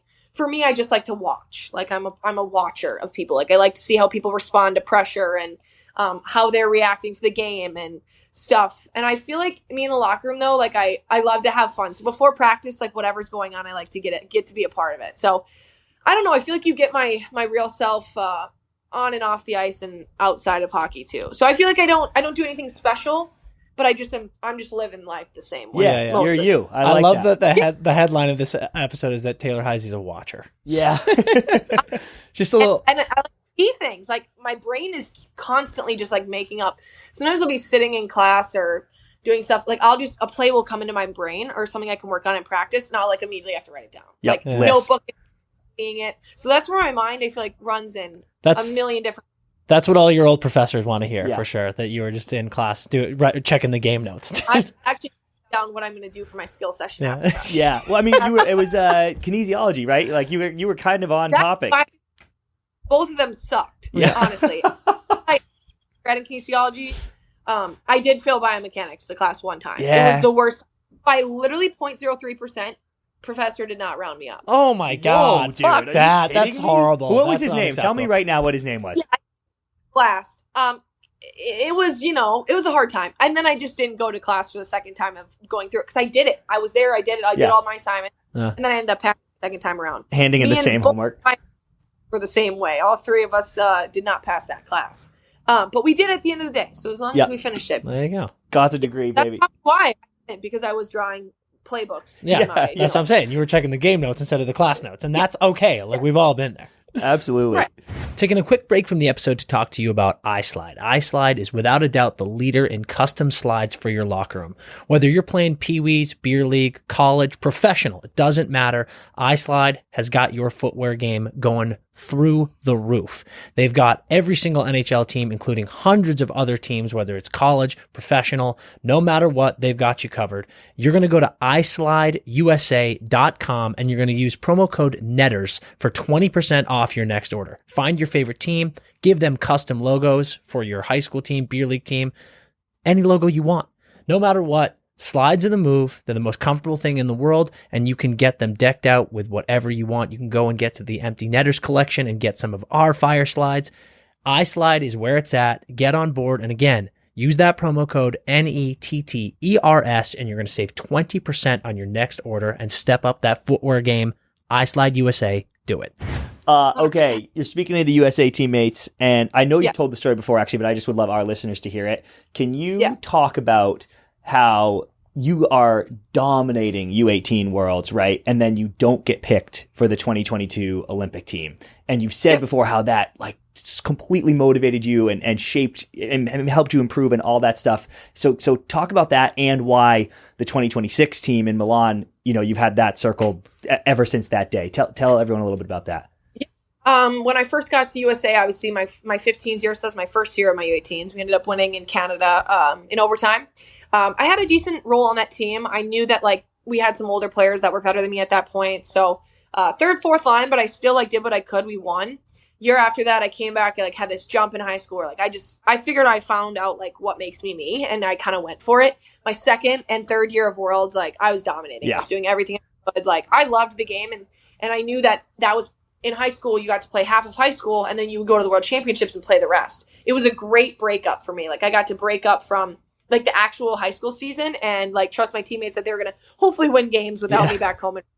But like after having those great years and not really having too much letdown, everyone says like the letdowns, everyone's gone through something like that you don't make a team. And I had just never done that. Like that's just not something that happened. I was just like worked really hard to get where I was, and things worked out for me. And then obviously went to college for a few years, went to some USA camps. I did good. I really thought I did fun. Next camp came around for the World Championships. And I kind of came in with a little bit of anxiety, and I knew at that point that was not good. So the second I came in there, I don't know why I had it. I told my parents that week, I was like, I feel like I'm doing really well, but I just feel off. Like something's not right, and I think it's because I got nervous, and I hadn't been, obviously, to an Olympic tryout at that point. So that was what I was doing. And I got there. At the end of the week, I knew I put in – I still honestly thought, like, I did my best, and I could have done it. Like, I knew that there was a chance I could make the team. My coach of the U was the Olympic coach. So sitting in that meeting, and that had nothing to do with why I thought I was going to be on the team. I got in the meeting and I was like, oh, this could go either way. Got in the meeting. All I heard was, yeah, it's not going to work out this year. I stood up and I tried to walk out the door. Let's go. That did not work for me. See you on campus, dickhead. Yeah. He goes, come back. And I was like, okay. And that's one of the most defining moments in my hockey career was that moment. Sat back down and I locked into everything he said. And I was like, I pretty much said it. I said, everything that I'm going to do leading up from this moment, like, know that this is why. Mm-hmm. And like, you didn't take me this year, but this is I'm going to reboot the crap out of whatever I'm doing. And I'm going to come back 3 times stronger than I was. So thank you for this, but I'm going to leave. Yeah. Ended up leaving that night, got cut. Went home. I took 2 days to kind of just like sulk. My parents knew not to really push me too much in that sense. But like my dad knew that after that, like 2 days after that, I asked him if he could drive me to the rink, so he could pass me some pucks because I knew his passing sucked. And I was like, that's one that just like is going to give me shot, Dad. Jesus like Christ, dude. Body bagging Dad here. He's great. Tony's great, but I bet Tony's chest pass is crisp as hell. His bounce pass is lit. Yeah. Because I can never pass correctly because I get yelled at. Since I'm a pro rebounder right now for my brothers, like I'm never passing the ball and I'm not spinning it the right way. So I get it. But I went to the rink with him on purpose because I was like, I want you to just give me bad passes. I want my confidence to build generically and not like based on something else. I don't want you to make it easy for me. I want things to be hard. And that time of me not making that team threw me right into the college season, and I ended up winning the Patty Kazmar Award that year and like had the best year of my life. Every single person I lived with at the time would say it, and they said it in the news outlets and stuff too, that like if I hadn't been cut, like I wouldn't be where I am today. I would be somewhere else. Like that was an amazing defining moment for me. And my friend was like, as much as she hates losing, like it's okay to lose one thing to gain 6. Mm-hmm. Yeah. So for me, that moment was great, and I'll never forget it, which is why like 2026 is circled on my calendar, and it's something that I hope to continue the domination of what I've been doing, and then help my team to win a gold medal there. I mean, that would be just obviously make the team first, but go on from there and do it because I know our team can, and that's just something I keep in the back of my mind is that one time I didn't get picked. That was the most important moment of my life. Yeah. Really. Listen, there's so many. Every elite athlete has motivating moments and things that they can look back to in their career that propel them forward. But I can't tell you the amount of times we hear about stories like this, where it feels like a setback in the moment, but really it's a catalyst for all the great things that you're going to do. And having that is so energizing. It's like, if everything worked out for you at every single step of the way, sure, you can still excel, but it's nice to kind of have that fire. So the fact that you have that fire, the fact that you're circling something on your calendar that's multiple years in the future that you have a massive hunger in your belly for, I fucking love that. Me too. And as a member of the United States, hearing someone who's going to be competing for a gold medal with that type of ambition and passion, it just gets the fans fired up. It gets the young people watching you fired up. It's fucking awesome. Love to see it. Love to see it so much. Something that my coach said today, I was working with my skating coach, and he, like, that it brings me back, like, every day, like, something doesn't go right in practice, like, I'm turning it around, I'm gonna do something else, I'm gonna back check better. If I'm not shooting well that day, I'm gonna pass some really good pucks. Like, he was saying, for the best players in every single either sport, like, thing, is it, do you want to win? Like, is your thing, like, you want to win so bad, or is that you don't want to lose? Yeah. And, like, the person is saying, I don't want to lose, because I hate losing. I don't want to lose. I don't want to lose this thing in practice. I don't want to. So, like, the people who are just want to win, they're only going to show up in those competitive moments. Like, for me, every moment is competitive because I don't want to lose it. And like I said before, I'm not going to take it easy on you no matter who you are, because that's going to better me and it's going to better you. Because like, caring about both sides. Like, there's a difference between someone who's going to go hard and, like, not care about your well-being, than someone who's going to go hard and, like, be like, I want you to be better because I want you to score some goals in the next game, and I want you to be a better player because that's how we're going to win. Yeah. I want people to know, too, listening, to refresh.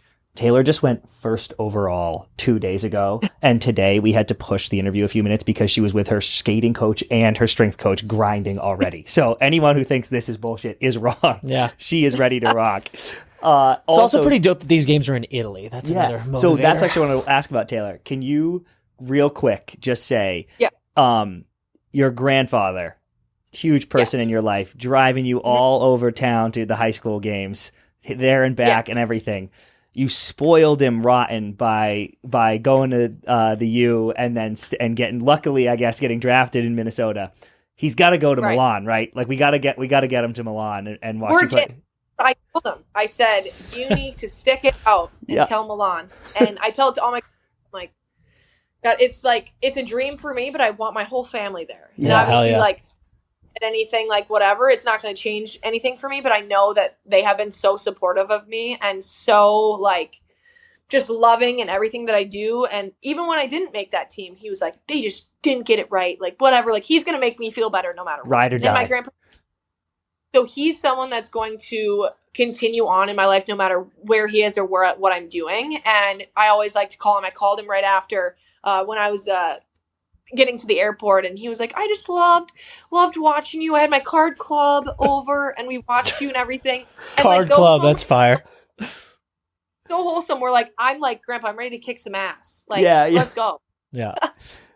Well, I mean, Chris just said it, and Gramps being one of them, and then all your other friends, fans, and family. The next step is pro. So let's quickly talk about the PWHL here. This is an unbelievable thing that's going on. 6 teams: Minnesota, Boston, New York, Toronto, Ottawa, Montreal. Training camp starts in November. 24-game season starts in January. There's obviously been a million things going on for you in your life. Have you taken a second to really breathe in? Like, holy shit, this is about to start. You're fucking playing pro hockey. Yeah, and you're fucking doing it. Yeah, and you're a couple months away from, obviously you're putting in the work right now, but in November, you're going to be putting in the work with your teammates on the ice, in the gym. And then, boom, start of the new year, you're going to be stepping on a sheet of ice to play pro hockey for the first time for this league and for this team. What's going through your head? Yeah, I think when I woke up in my bed here on Tuesday morning, I was like, I'm going. And I'm like, oh, I'm not going to practice my team yet. Like, that November. I'm like, where am I? What am I doing? More so that I'm just, like, super honored and grateful to be a part of it, obviously. To have a team that I trust and I'm really excited to get going with. Like, that's something that you can't even, like, I have a great team. I have a great league. Like, we have a great thing going. I'm just super excited to obviously, like, get going. I mean, right now it's, like, as much as it's super exciting, I've been trying to take obviously that step back and truly, like, realize, like, what is going on right now and, like, the piece of history that's happening. Because if I go by this and I don't truly take advantage of it, I'm going to regret it in the future. Because things are going to start getting harder here, like training camps and making lines and teams and such. Like, that's something that is going to come up quick. And I have to be ready for that. But right now I want to relish in the moment of the draft and, like, what's happening. I'm excited to see team names and team colors and what the game schedule is going to look like and where we're playing and all that. So I'm glad there's a lot of excitement ahead, but definitely taking advantage and knowing that my game's going to grow every day because I'm going to be playing against and with the best players in the entire world every single week from January to however long we play. Like, that's exciting because that's going to bring our international game up millions of levels. Great point. I didn't even think about that. Great point. Yeah. Mm-hmm. I want to give you opportunities. Yeah, you're right.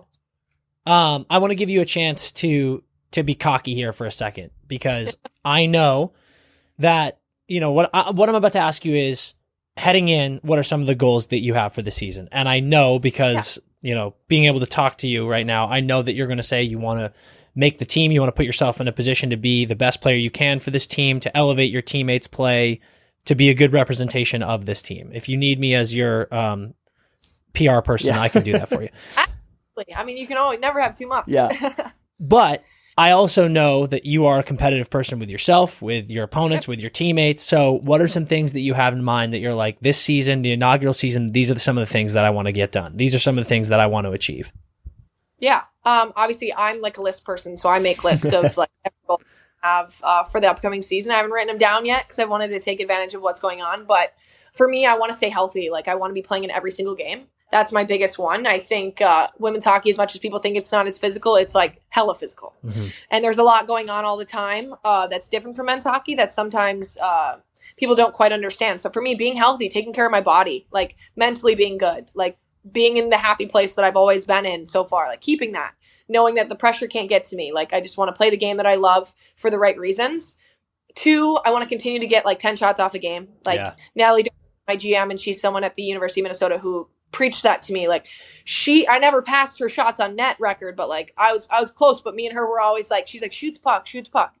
And for me, like, points are great. People think points define who you are as a player, and they don't. It's more so how you play, how you love your teammates, and then how you show up every single game. I want to be consistent. I want to be someone that people can look after and look up to when it's a big moment. So those are the ones I've been kind of thinking of recently. I think once I get started and see how games go, they're going to probably filter and kind of go up, go down, depending on like what things have been looking like. I love that. Do you have any inside scoops on the team? Like, we're sitting here eager to see what the team name is going to be. Like, what have you heard? I really know nothing. Like, color-wise, as long as we're not like a orange, or I don't know. We could be orange, and I would just. Yeah, I was going to say, careful. But like, I don't know. I feel like we'll be different than the wild colors, so I don't think it'll be that as much as I love those. I'm really excited. One of my friends was like, "I want to be the River Rats," and I'm like, "You do? No. What? River Rats." All right, it wasn't my different team, but like, it's just interesting because obviously we've had pro teams here in Minnesota. You can't be what they were, can't be their colors, probably. So I'm excited. I'm thinking that's going to come out. Free agency here starts again tomorrow, so I'll be learning more teammates that I'm going to have. We have, I think, one more forward spot and maybe a defense spot, but then obviously we're going to need practice players and things like that. Yeah. About that. Do you have any idea how fired up I would be if they brought back the North Stars? Oh, whoa. Oh, it would be insane. So that light green and yellow. I feel like they probably could. I mean, why not? That would be fucking fire. Okay, but here's the thing.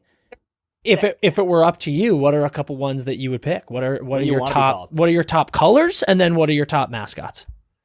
So that's funny. For colors wise, I love blue. Like, blue is a great color.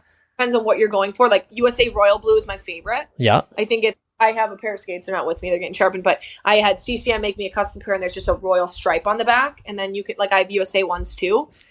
Blue is cool. Purple is nice. Like, the Vikings are great. So, like, I don't know how much we're going to follow the sports teams in Minnesota. But anything like that. I haven't thought too much about mascots because there's just so many options. And as long as it's something that kids are able to wear and they like what it looks like and it's, like, appeasing to the eye, like, that's all I really care about. As long as we're not the river rats. Yes. Yeah. No river rats. For the kids, but no river rats.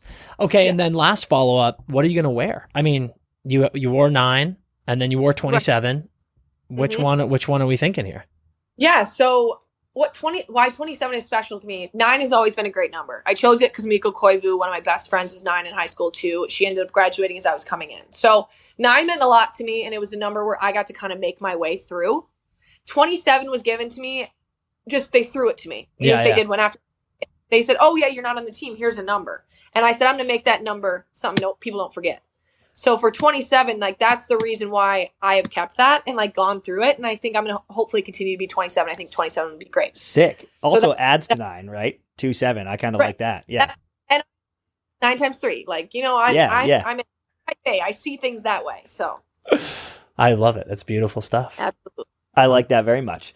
Okay, so Taylor, to close you out, we're going to play a game we play with everybody. It's called Pass, Shoot, Score. It's a ranking system. Okay. So we're going to give you categories, and then we'll give you 3 things in that category of stuff you like, and you have to rank them pass, shoot, score. Pass is your least favorite of 3 good things, but pass is your least favorite because I know you're pass first. Actually, maybe we should do... No. Okay, yeah. Pass is your least favorite. This 79 goal scorer. Yeah. Miss pass first, 70 tucks. Yeah, no, we're good. Pass is least favorite because we like getting assists, but it's not the top goal. Yep. Shoot is next. Shots on goal, 10 shots a game, baby. Score is your favorite because lighting the lamp puts asses in the seats. Okay. Your first category for pass, shoot, score is baking. Oh, that's my favorite topic. Pass, shoot, score. Cinnamon rolls from scratch, a raspberry lemon bundt cake, and monkey bread. You guys know me well. Okay. Lemon raspberry bundt cake. Okay. Shoot. Wait, what was the third one again? Monkey bread. Monkey bread. Shoot monkey bread because I am a huge breakfast lover. Yep. Okay. And score my cinnamon rolls because personally I don't think you make them better than I do. And they're great. And people eat them immediately. They're gone. Yeah. So that's what I would say. I'm a sucker for a cinnamon roll, so I would love to sample. Well, I have a question. Yeah. Have you ever had Swedish cinnamon rolls? No. Do you know? Do you have to get them? No. You don't have to get them in Sweden. Do you know if you have any Swedes on the team? I think we have a Finnish girl. Oh well, don't. So I don't know. I played with Josefin Buvang. She's from Team Sweden and college. So. Okay, so shoot her a message because I'm telling you, Swedish cinnamon rolls are the best. Like Swedish cinnamon buns. What's different? Dude, it's the way they're made, and they have little like sugar crystals that go on top. It's just they're fire. So you need to add that to your list. Yeah, I'm gonna look that up. Give her a text. Yeah, for sure. Do it for sure. Can you tell us how? I know you love baking. How'd you get into baking?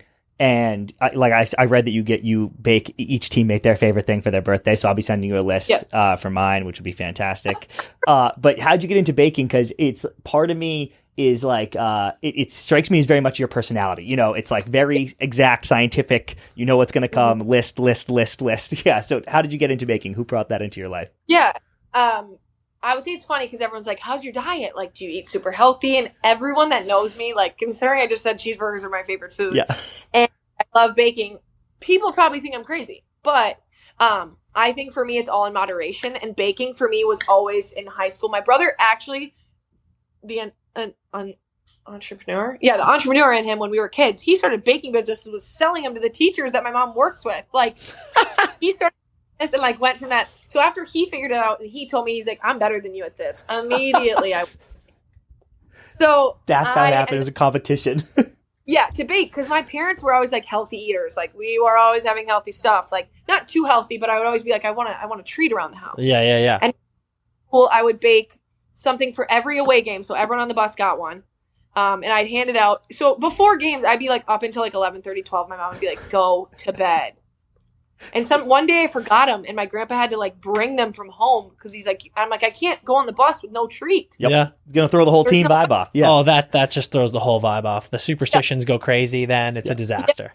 And people are like, we just lost because you didn't bring a treat. Yeah. So that's how it started. And then college, I would say for me, my friends knew at the house, like if I was baking in the kitchen, I had my headphones in, like leave me alone. Yeah. Like that's not. I'd sometimes bake after games. Like it's really like therapeutic for me. And like you said, it's exact science. I'm not someone that's throwing things in a bowl. Like, that's just not how I go about life. I'm not just free-for-alling it.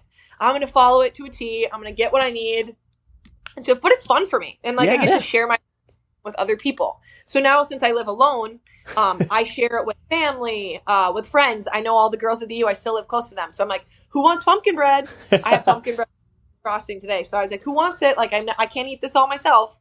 So I like to share it. And it's something that I really love is sitting down on an island and eating and sharing in a meal with your friends and your family. So that's something that's really special to me. That's amazing. And you living alone as a baker is scary, is dangerous. So make sure you keep sharing it. Yeah. Because otherwise that whole loaf goes down in 2 days and you're like, oh shit. That's true. You're like, oh shoot. Yeah.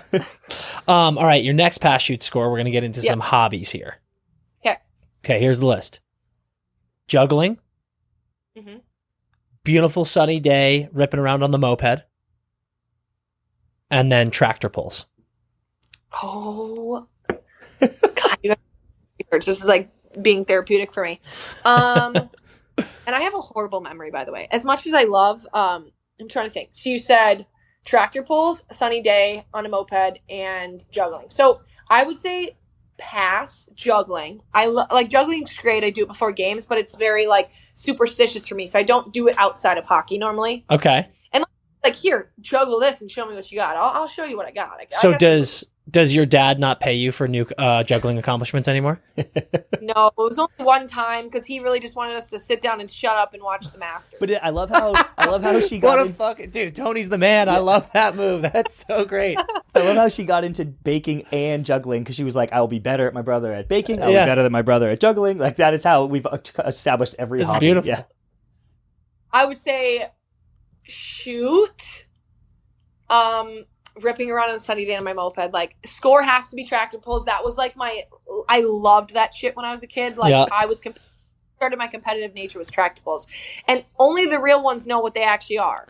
People are like, you pulling actual big tractors? No, you have kid-sized tractors and you're pulling up weights until you get to a full pull and you're like up on the tractor. Like, I have photos of me. My mom gave me horrible haircuts when I was a kid. So those are bad. And I've been bringing that up to her recently because I've been seeing all these kids with great haircuts. I'm like, you gave me a bob. I had hair short in the back, long in the front. That's why I'll never have short hair. I have long hair now because she gave me PTSD. You got to send us one of those. You got to send us one of those pictures. Yeah, I agree. Actually. Oh, because I have some great photos that my friends at school die. There's one on my Instagram because I posted it. It was I was posting for like one of the last days of our season, and you scroll to the end, and it's me with my sunglasses on, pedaling on my tractor. Oh, amazing! That's fucking great. So that's definitely score. That's like something that brings back my childhood, and like my grandparents showed up to every one. Like we'd go to county fairs, and I think his name was Scott, and he would be there. He was the same person. He'd go to every county fair, and he would do the tractor pull because it's his thing. Dr. Pepper, you got a Dr. Pepper for participating. Got a trophy if you won. Like, it was insane. Oh my God. A Dr. Pepper participation. Sign me up, dude. I will agree. happily I'm tractor all in. pull for a Dr. Pepper. I had a diet Dr. Pepper today. It was fire. So funny. How did you get into it? Who was like, go do tractor pulls? My parents. I mean, my dad is from small town USA. Like, he lived right down the road from where I grew up. So I think he did them, and we like went to one of them when I was a kid, and he was just like, get in there, try it out. Give it a bid. And then I think I won, and he was like, well, now we're going to go to all of them. Yeah. Yeah, you have to. This was your fault. Yeah. Have to. Yeah. And yeah, my dad was just like, well, we might as well try it out. I've never seen this before. And I honestly don't remember how I started, but we went to like all the county fairs. Like we were driving hours to go to these. If you won like 3 of them, then you got to go to state. And then if you won state, went to nationals. So we took a family trip to the Corn Palace in South Dakota for nationals, and I got second in the incredible. Unbelievable. Jesus Christ. We were asking what would have happened if you chose basketball instead of hockey. What would have happened if you had chose tractor pull instead of hockey? You might be an Olympian already. Taylor could have been performing at every single Minnesota State fair just pulling tractors, but we'll never know. God, unbelievable. Yeah.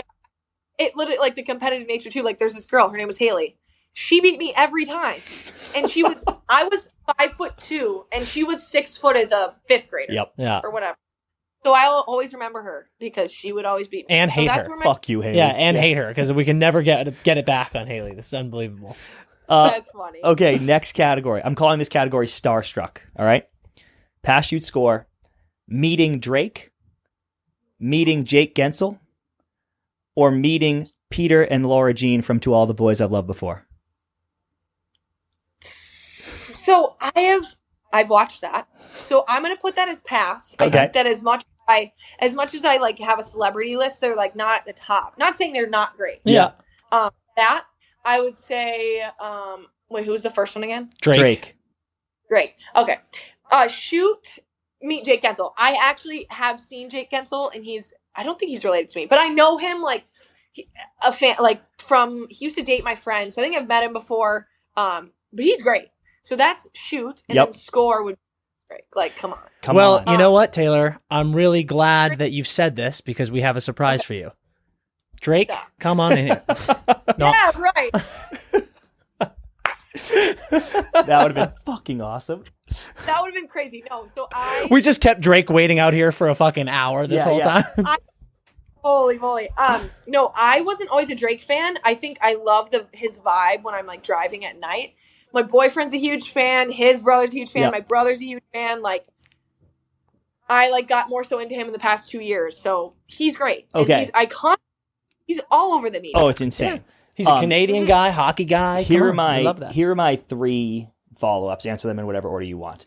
One, as a freshman in some crazy Minnesota article, you said that Peter and Laura Jean is your favorite fictional couple ever. So I want to know how that happened and who. I can't believe that was the choice. 2, Jake Gensel. How did you like him early? He was like a role model of yours early. Like, was it the Minnesota thing? Because he grew up like an hour from you, I think. And then third follow up, what songs? What are your favorite songs right now? What are you bumping for someone with a self-declared bad memory? That was too many follow ups. Yeah, you're right. To give her. You're right. Nope. So we're gonna go with the number one about the Laura Jean, and so I didn't watch a lot of TV as a kid. I was sent outside. Yeah. So when I found I liked, like, that was something I was obsessed with. I was probably going to watch it 3 times. Yep. Yeah. So for me, like, I would say that, and like from Gossip Girl, Blair Waldorf and what's his name? Not Chuck Bass. No. But that show was like my favorite too. I used to watch that constantly all the time. So those are things that like I loved, and I just set myself on it. Sticks with you, yeah. So that's why. That's the answer to that one. Now I would say I'm really into Suits. So everyone we're talking to loves Suits. I'm telling you, dude, Suits is like an industry plant on net. Like Netflix was just like, here's Suits. It's this old USA show. Now everyone on Earth is watching Suits. Crazy. It's crazy. So I'm all about that. Yep. And though Harvey are like not together at this point, and where I'm watching, but like they're devastating. So that's definitely where I would just say I get stuck on things. Pretty quick. Okay. Jake Gensel, on the other hand, it's funny because I should probably get to the bottom of this, but I have a friend whose last name is Gensel, and he's convinced. Like, he's like, well, I've met Jake, whatever, all these things. But my friend used to date him, and I remember he brought back the Stanley Cup to his hometown, and I wasn't there for that, but like I have seen him before. I'm just not sure what year it was. But his game was something I looked at like in high school. Like, he's shifty, he's scoring goals, but not like the biggest, the fastest, the strongest. He was just like there, and you're gonna know he's there. Yeah, he's a crafty player. My game was. So that's kind of where I got it. Yeah. And then favorite songs. Oh, my song. I'm a very much so like R&B, pop. Love like Summer Walker, Kalani. These are people that people don't necessarily know, but they're famous. Yeah. Tate McRae, Summer Walker, Ella May, and they're all females, obviously. I didn't know a single fucking person she just listed. Oh my god, dude. I'm getting too old. Super vibey. Like, they're great. I love Drake. I'm looking at it right now. I'm trying to think. He just came out with a new song with SZA. Yeah. Okay. If her tickets weren't $1,000 to go, I would have gone. And I was also gone. Yeah. So that also didn't help. Yeah.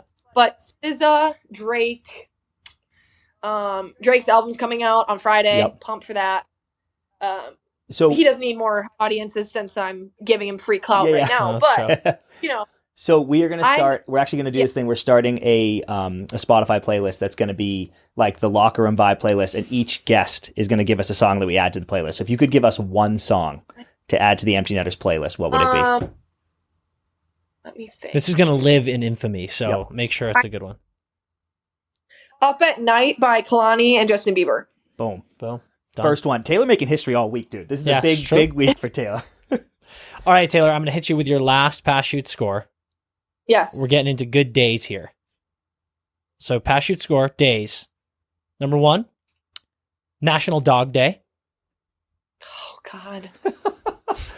Number 2, day on the lake, wake surfing and water skiing with your friends. Okay. And number 3, and I know this one's very personal to you, St. Paddy's Day. Gosh. Oh boy. God, that's a hard one. So background, I don't have a dog, and everyone in my life knows that I want a dog so bad, like infamously bad. But I know that if I want a dog, I need to be able to take full care of it and give it the love it deserves. So right now is not the time. So I would say pass would be a day in the lake, water skiing and wake surfing, because I love that. But I also like, it's not something that I have to base. Like I don't have a cabin, so it's not like I'm like itching for time. I like it when I get to do it. Shoot. Probably St. Patrick's Day. As much as I love it. Wow. Like, okay. Selfish. Well, like, yeah. Just so I don't know if everyone knows, it's your birthday. Yeah. So yeah, that's what she's shooting her own birthday. Everybody. Yeah. There are people in your life who literally call you Patty. Isn't that right? Yeah, but that's the thing is the funny story is my moped was named Patty before I won the Patty Caz, but a year before because it was green. And my mom's like, "Dude, you're gonna be zooming around, Patty," and I'm like, "Great, Patty, great." Yep. And then, so I have an infamous picture of the Patty Caz on Patty. Wow, sick. Oh, need that picture fantastic. too. Yeah. So that, I would say that's shoot. I love the day. I haven't been to anything crazy for it because I've been playing. Yeah. Yeah. And Fair. I lost in the national tournament on my birthday. That day. Yeah. Fuck. This we day lost sucks. state semis on my birthday, and that was not chill. So I feel your pain a little bit. Yep.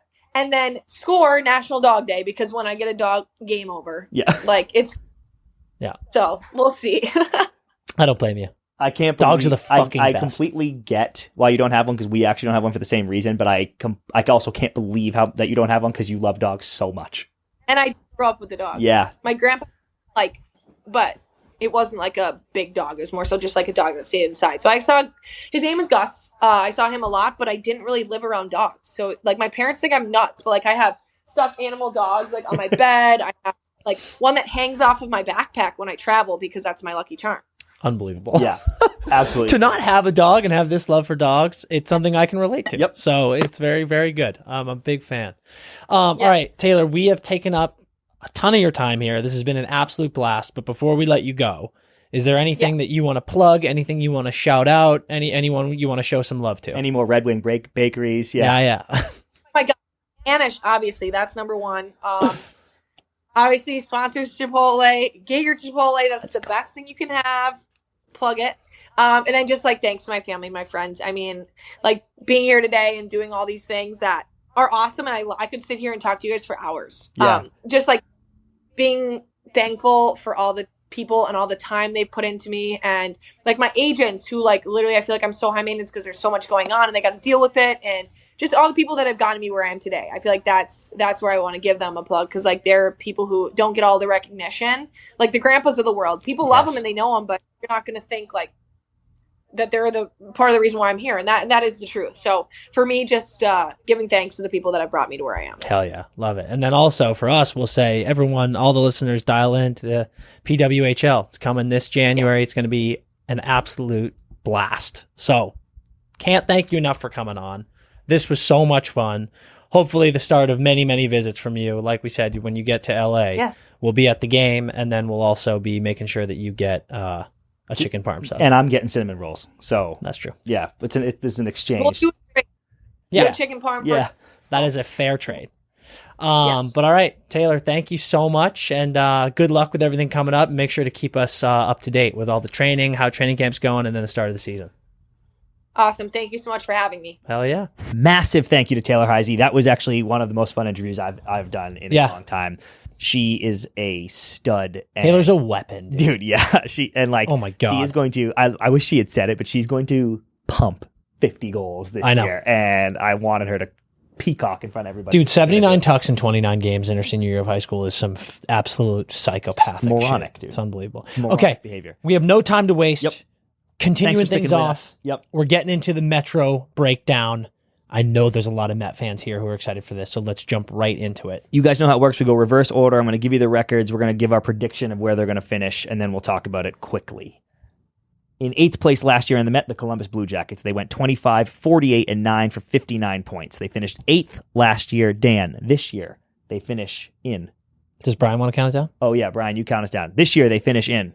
3, 2, 1. 7th. Okay. See, let me start.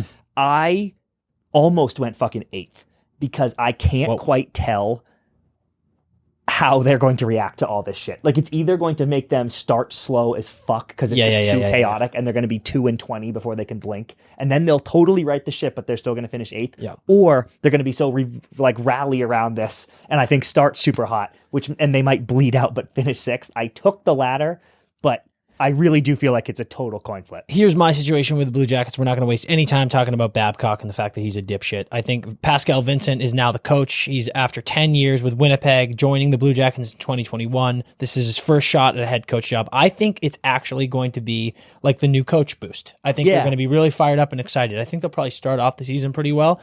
They got $4.7 million cap space. Their top players are Johnny Hockey, Patrick Laine, Adam Fantilli, Kent Johnson, Damon Severson, Provorov on the back end. Werenski is coming back. Boone Jenner is a great player. That's what they are healthier. Something that I think is really exciting about this team: David Jirasek, Gavin Brindley, Denton. I'm pronouncing names here, guys. I'm sorry. Denton Matejchuk, Stanislav Svozil, all top 60 prospects in the NHL. Cool. So they've got a good system coming here. Columbus. Johnny led your team last year with 74 points. You had a power play of 18%, PK of 75%. Bad. Both things that need to improve. The big thing for me here, I love Columbus. I love Columbus fans. I'm not just saying that. I think this is a great team. I think it's a great hockey town. I think they deserve good hockey. I think they deserve playoff hockey back in Columbus. I don't think this is going to be the year. I think that you're going to have an opportunity here where Laine plays more games than he did last year. People sleep on the fact that Laine, by the way, had 52 points in 55 games. I feel like everyone's like, Laine stinks now. Agree. And he does not. So hopefully you're getting a full season from him. You're getting a full season from Werenski. You're getting a full season from Johnny Hockey. And then you're getting guys like Fantilli, more games for Kent Johnson, and a lot of these prospects. You added Severson. That was a monster swipe from the Devils. Say what you will about him, but you've got Provorov now on the team. You have improved. Merzlikins is a problem. Yeah. 0 shutouts as a team last season. Your penalty kill is terrible. Your power play is lackluster. I think they need, Werenski, Provi is great, but that defensive core, and Severson now is great, but you want that to get a little bit stronger. You've got some cap space to work with here. This season, I think, look at a chance to get some of these young guys more time, get them really ingratiated into the NHL, and now you're off to the races, but this year ain't it. This year ain't it. I'm with you there. I like the added firepower, and you got to hope for good health, but I think I just think you're getting more from Laine, getting more from Johnny. Fantilli, I fucking love, obviously. Yep. That's why I'm going 6th. Yeah, it'll be exciting to see. Next one up, the Philadelphia Flyers. They finished 7th in the Met last year. They went 31, 38, and 13 for 75 points. 7th last year. This year, they finish 3, 2, 1. 8th. Yeah, no doubt about it. What a fucking mess the Flyers are, dude. And it's a bummer because Flyers are one of those teams we talk about. The league is better when the Flyers are good. And there's some unbelievable dudes on this team. Huge shout out Travis Konechny, just like one of the most fun guys ever. I think he's a brilliant player. Trav led your team last year in points, and he didn't light the world on fire. I think top players are him, Sanheim, Farabee, Lottie, Ristolainen. Power play was 15%. PK was 74. Brutal. Yeah. That is brutal. Yep. They didn't do much. I added Sean Walker and Cal Peterson with that trade with LA. Yep. I think Cal is going to be good backup or, this and that with Carter Hart. Cal Peterson was supposed to be the guy in LA. I know. You brought in Mark Stahl. Garney. So Garnet Hathaway, so you're adding good strength. Garney's going to be a good middle 6, bottom 6 guy for you. I think Stahl is just a good veteran leader. He was just in the Stanley Cup. That's good stuff to have. To me, I don't know, dude. Like this whole team feels kind of lost. You've got some great prospects. Cutter Gauthier is a front runner for the Hobie Baker this year, playing in BC. He's a guy that I'm kind of like, man, I'd love him on the team right now. But I can also understand why he's... Absolutely. Yep. I know why he's going back. And frankly, with the state of the team, you're kind of like, just play in BC again. Mitchkoff's a disaster. I loved the draft pick at 8 this year, but he's literally getting loaned to a different team in the KHL right now. Like, they will not let him come to the NHL. His parent team in the KHL won't play him. if you're a Flyers fan and if you're that organization, you're looking at that situation, you're like, are you fucking kidding me? Because that kid could play in the NHL right now. Yes, but I couldn't, and I think, and we just buried him at 8, but I couldn't be happier with this wave of former player GMs, like studs on your team. Yeah. Briere, I love what he's doing, and I think he's not worried about Cutter Gauthier, Michkov yet, because he is in full fucking rebuild. Yeah. Which they should have been in last year, but they are in full fucking rebuild, and it's like he has got his sights set on 2025, 26, and he's chilling till then. They are going to be bad this year. They don't care at all. I will add, similar to what I said about maybe the Blues when I buried them, the Jackets had 50 something points to finish last. I think the Flyers are going to finish 8th, but I think they're going to have 70 points. Like, I don't think they're going to go win 20 games this year. I think the division got more competitive. They're going to finish with 70 something points and being last. It's weird because, like I said, I do think they're a bit of a mess, but at the same time, it's like you've got some good shit going on. Yep. But I will also say this. Look at some possible trades here, dude. Yeah. Like, Travis Konechny is a phenomenal player, and he's on a pretty good contract here, and I think he's got a couple of years left. He is a guy that could get moved. And if I'm a Flyers fan, that bums me out to no end. Yeah. But you're getting a big return for him. And also, stick taps to Torts. Stuck around a little longer than I thought, and it seems like actually things are going pretty well. So, totally agree. Yeah. Okay, next up, we have the Washington Capitals. They finished 6th in the Met last year. They went 35, 37, and 10. Wow, under 500. That must have been the first time in a long time. Yeah. 35, 37, and 10 for 80 points. They were 6th last year. Yeah. This year, they will finish 3, 2, 1. 6. 7th. Damn. This one I feel bad about. You're dumb. I think had you're a dumb. really hard time with, well, I guess I won't give it away, but for me, the hardest was 5, 6, 7 in this division. Trying to decide where I had those, and I won't give away who I have 5 yet, but those 3 teams, I was like, oh man. Mine is 4, 5, 6. Oh, okay. That was hard. Actually, excuse me. 3, 4, 5 was hard. Yep. This, I'm well aware I could eat crow on. Like, I could see the Caps just going off. They're way healthier. Yeah. And just being back, baby, and like in a mix for the playoffs. Oh, yeah. So I'm ready, dude. Put it in my face. I got drunk on the Blue Jackets, cooled a little bit. I probably should have gone them 7, Caps 6. The way I feel about the Caps. My biggest fear about the Caps is they had a really hard time scoring last year, and I don't know that they are going to score that much more this year, even with good health. Okay, so here's what I'm going to say. Caps have negative cap space. Tough. Yep. Top players on this team, we're going to call Ovi, Backy, Kuzi, Oshie, Carlson. Those guys are 38, 35, 31, 36, 35. You don't love that. They are getting older. Yep. That said, other top players are Willie, Tom Wilson, who just signed a huge extension, and Stromer. Stromer had a great year. Yes. Willie, low-key, was having a phenomenal year and then got hurt and only played 33 games. Backstrom only played 39 games. Yeah. So you talked about they're way healthier. You said they couldn't score goals. You have maybe one of the best assist mans in the NHL, in NHL history in Backy. He's back. And now Tom Wilson, who I think had 12 goals in 33 games. Like, Tom Wilson is looking to score 40 this year. I'm telling you that right now. Wow, that's a cool call. So these guys are coming back. You think about the energy and leadership those two add to this team. Dude, I have them at 6, but it was very hard for me to not put them at 5. That's what I'm saying. I think the Caps, they're going to be over 500, no doubt about it. And I think that they are going to be much, much stronger. Also, dude, people sleeping on this, they have Max Pacioretty. I know. Brutal injury last year that knocked him out, but he'll come back. He's going to be added to this team. That adds goals. I just think the Caps... When did that happen? He literally joined the Hurricanes and got hurt instantly. It was like game 1, though? Or was it middle of the year? I can't remember. It was not playoffs yet, but yeah, I think it literally was his first game with them. It was brutal. Point being, Washington fans, you're on the back nine big time. Yeah. The sun is setting, but they're not dead. And like, you've got some legit players on this team still, regardless of their age, and you've got 2 of your biggest key players coming back, and add Patches to that. It's there. They feel they are my biggest swing team, if that makes sense. Like, I'm like, oh my God, they could be horrible or they could be like pretty competitive. Yeah, actually. absolutely. Some of the other guys I have a pretty small standard deviation for in the Caps. I'm like, I don't know. Yeah. Dude. And by the way, fucking clown on me for doubting an Ovi-led team anyway. You know, like I can't believe, like they Especially when you're bringing his boy back. he ain't going out like this. And the most handsome dude in the NHL in Tom Wilson. God, gotta give a quick shout out. Tom Wilson is the fucking man. Yeah. So like Washington fans, I'm jealous that you got him forever. And anyone who's listening to this show right now, and if you were a fan that not of the Capitals and you don't like Tom Wilson for train wrecking people, you're dumb. Because he's so fucking you got a big nice. dump in your pants. Yeah, you got a big old dump in your pants. He's so nice. He's so good at hockey. He's the man, and he's an absolute dime piece. Man dime.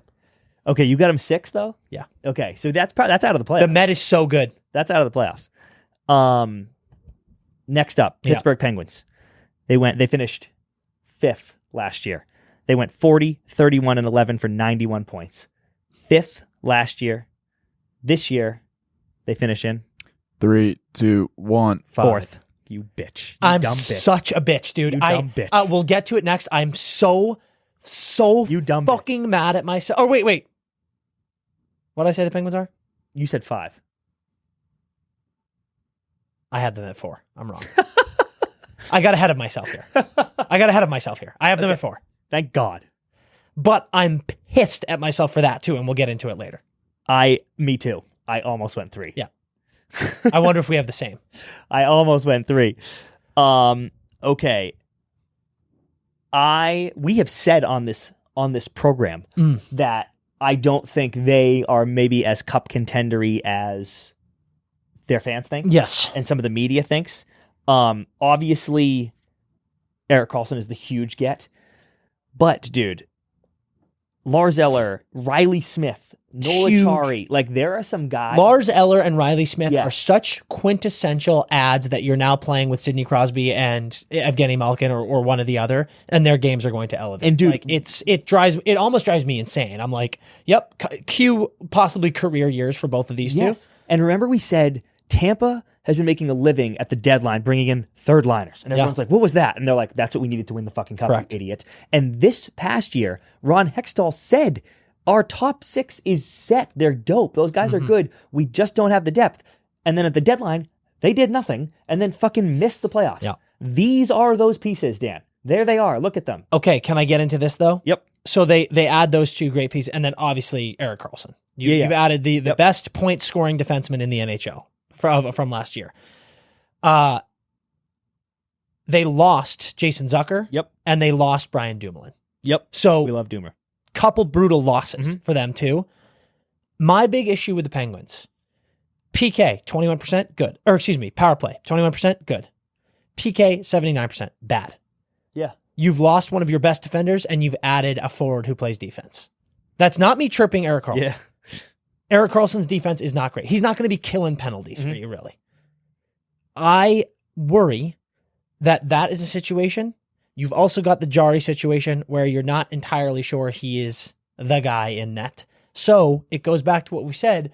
Penguins fans, are you better? Yeah. Are you going to make the playoffs? Yeah, I think so. To what goal, though? Yeah. I don't think you have the pieces to make a cup run. Maybe there's a deadline at. But Cap's probably they have negative cap space. So whatever, you move some people. Yep. You are in the playoffs, Penguins, but some stuff has to happen. And maybe it's internal. Maybe it's guys, pop off and blow up. And as like you said about Ovi, even more so. As long as one Sidney Crosby plays for your team and draws breath on this, literally anything could happen. You could win a cup at any moment. He could be 50 and you could win a cup. Long live Sid. Long live Sid. As all of you know by now, we've teamed up with BetMGM this season. We're going to be using BetMGM lines to make all our picks. We're having special offers for the listeners. If you haven't signed up for BetMGM yet, use bonus code NETTERS200, and you are going to get $200 in bonus bets instantly when placing your first wager of at least $10 with BetMGM. Here's how it works. Download the BetMGM app and sign up using bonus code NETTERS200. Deposit at least $10 and place your first wager on any game, and then you will receive $200 in bonus bets regardless of the outcome of your bet. Just be sure to use bonus code NETTERS200 when you sign up. Gambling problem? Call 1-800-GAMBLER for Colorado, D.C., Illinois, Indiana, Kansas, Louisiana, Maryland, Mississippi, New Jersey, Nevada, Ohio, Pennsylvania, Tennessee, Virginia, West Virginia, or Wyoming. Call 877-8-HOPE-NY or text HOPE-NY. For New York, call 1-800-327-5050 for Mass. You have to be 21 or older to wager. Please gamble responsibly. Call 1-800-NEXT-STEP for Arizona. Call 1-800-BETS-OFF for Iowa. Call 1-800-270-7117 for Confidential Help in Michigan. Call 1-800-981-0023 for Puerto Rico in partnership with Kansas Crossing Casino and Hotel. Visit BetMGM.com for terms and conditions. U.S. promotional offers not available in D.C., New York, or Ontario. Don't forget, if you haven't signed up for BetMGM, use bonus code NETTERS200 and get your $200 in bonus bets when placing a $10 wager today. Next up, we got the New York Islanders of Long Island. Yes. They finished fourth in the Met last year. They went 42-31-9 for 93 points. Fourth last year. This year, they finish in 3, 2, 1. 5. I almost went 7 here. I almost flipped. Jesus Christ. For me. Wait, you said 5 though. Yeah, I almost flipped them in the caps because I liked Columbus at 6. I wanted that pick because 7 felt like a fair. Like that logic. Everyone was taking Incredible. Columbus at 7, so I was like, I want to do something with Columbus, and then I was like, I don't know which way to put these two.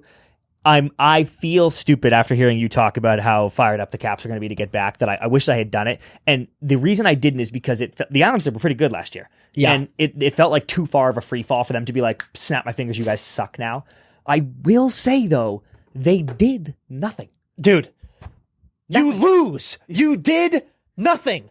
Good day. They are so fucking boring. And that is my only issue with the Islanders. Islanders fans, the best, Awesome. the most fun. You're insane, and I love you. Your team is boring. They play boring hockey, and they did nothing. They traded for Bo, and that was great. And I think Bo is going to have another great year. But my problem with them is this: negative cap space. Also, their top players, Sorokin, arguably the best goalie in the league, Bo, Brock Nelson, Matt Barzal, Anders Lee, Pulock, and Pelech on defense, 2 of the most underrated defensemen in the NHL. You have great players.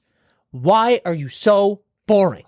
Start playing better hockey, and I'm telling you, Matt Barzal, you have one more fucking chance. Yeah. He was on one, though. He was on one. You He are was on one. so fucking good. You're so fucking cool, and you're so fucking hot. You channel that confidence and start playing amazing again, dude. Like, if Matt Barzal doesn't have 30 goals this year, I'm going to go down, and I'm going to Long Island, I'm going to pull down his pants, I'm going to give him a spanking. Because you need to score 30 goals. You need to have 100 points because we all know you're capable of it. And you've got guys like Anders. You've got guys like Bo. You've got guys like Brock that you're playing. There's no excuse. Yep. There's no excuse. So you're finishing 5th, Islanders, and you should be fucking lucky for that based on the way you've been playing. So honestly, if anything, this is a challenge to them to like snap out of it, dude. You've got the best goalie in the league who dragged you. My star quarterback is dragging his leg because of you. Sorokin is dragging you bums into the playoffs. Start fucking pumping in goals and playing some more exciting hockey. Completely agree. I think they missed the playoffs. Yeah, me too. FYI. Yeah. New York Rangers. They finished 3rd in the Met last year. They went 47-22-13 with 107 points. 3rd last year. Yeah. This year they finish in 3, 2, 1. 3rd. And you're fucking lucky. Yeah. Dude, this is why I was talking about Pitt. I'm pissed at myself. Rangers, you should've put you're Rangers. begging to finish 4th. And dude, I'm just like, I'm mad at myself for doing this one. Wouldn't you say, though, the people they lost, the Canes, the Vlads, that's not bothering me that much. Like, I'm not like, oh no, the Rangers are in trouble because they lost bad Vlad and Kane.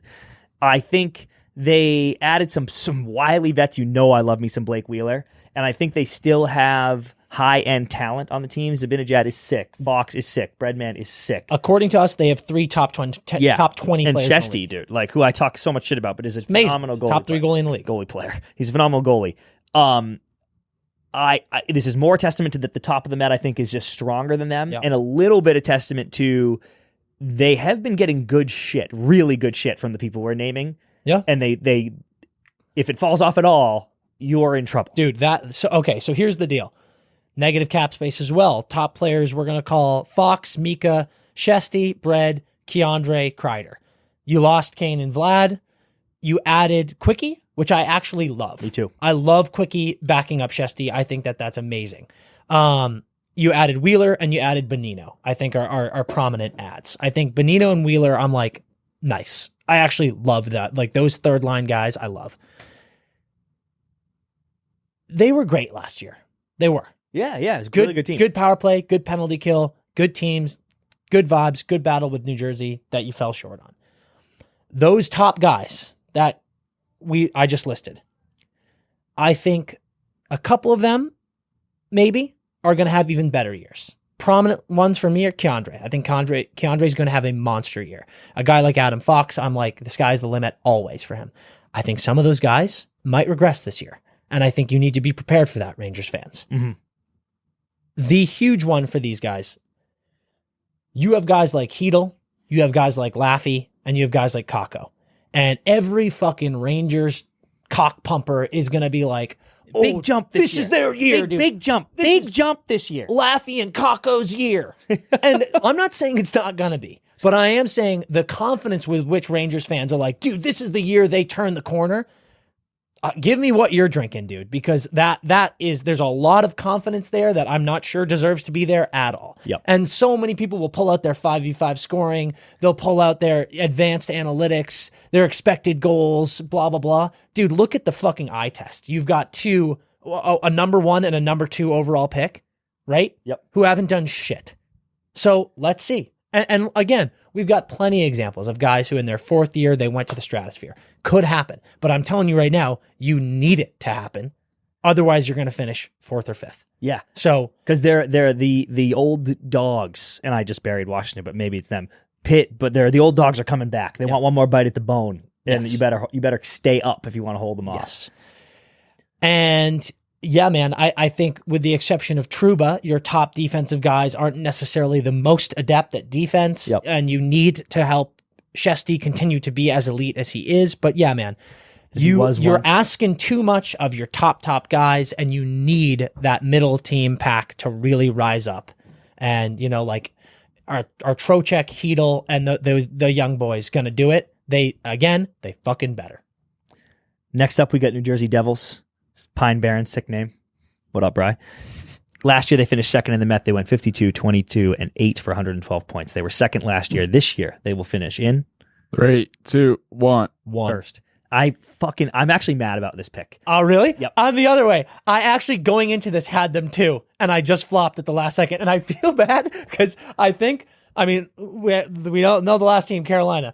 I feel like Carolina fans are always like, you guys don't fucking believe in us. And dude, I believe in them. Oh my God, they're terrifying. I think they might. I said Dallas too, but I think the cup is Dallas Canes and Carolina. I should have just taken them on. I should have just flipped it. I'm looking at my fucking screen. I should have just flipped it. I did just flip it. The reason I'm mad is because fucking everybody is on the Devils, and I don't like that. I don't want to, I'm not just trying to be a contrarian. That actually worries me. Last year, they came in so chill. No expectations, were nasty. This year, they have a ton of pressure. They added guys I love. They have young studs still under contract that I think are going to be even better, and I love the Devils team. Don't get me wrong. I think it'll be a fucking bloodbath of who finishes first, even if they do finish second. Yeah.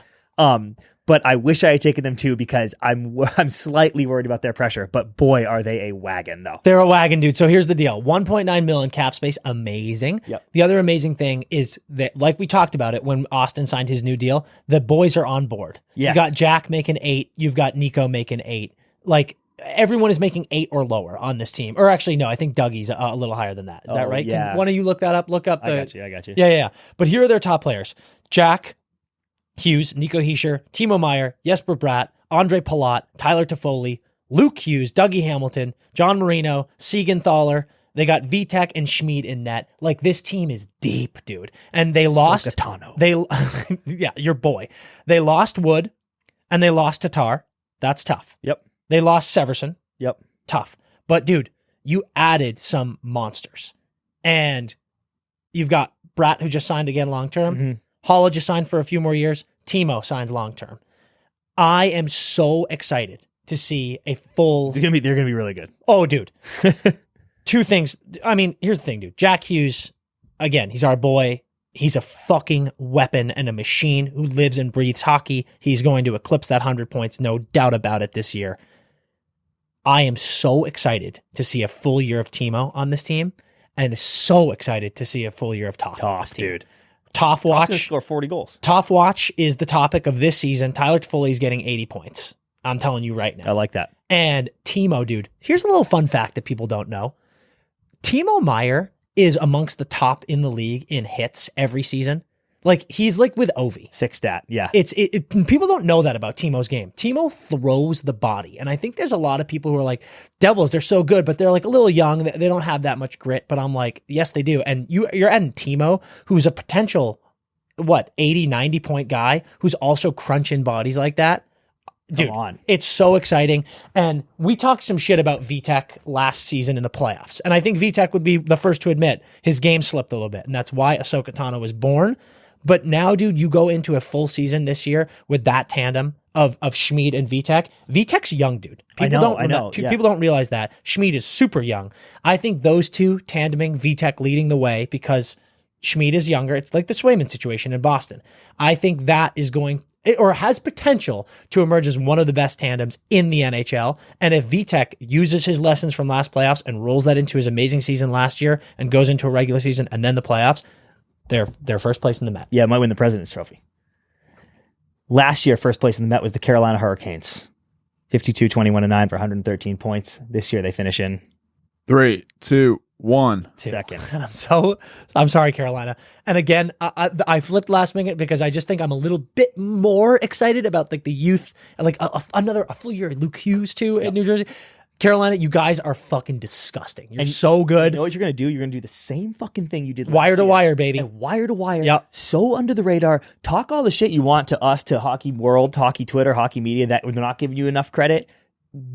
Run with it, dude. Oh, yeah. Enjoy the shadows, dude. Oh, yeah. Everyone's adopting the darkness. You were fucking born in it, dude. Yeah. Stay there and fucking just ride. Keep hiding. Yeah, keep hiding. Now, you got to figure out a way to win a fucking Eastern Conference Finals game. I will say that. But if you do that, the dam might fucking break and you bring home the cup again. Because Absolutely. that team is fucking nasty. The only thing they need to improve is fire your social media person. Yeah.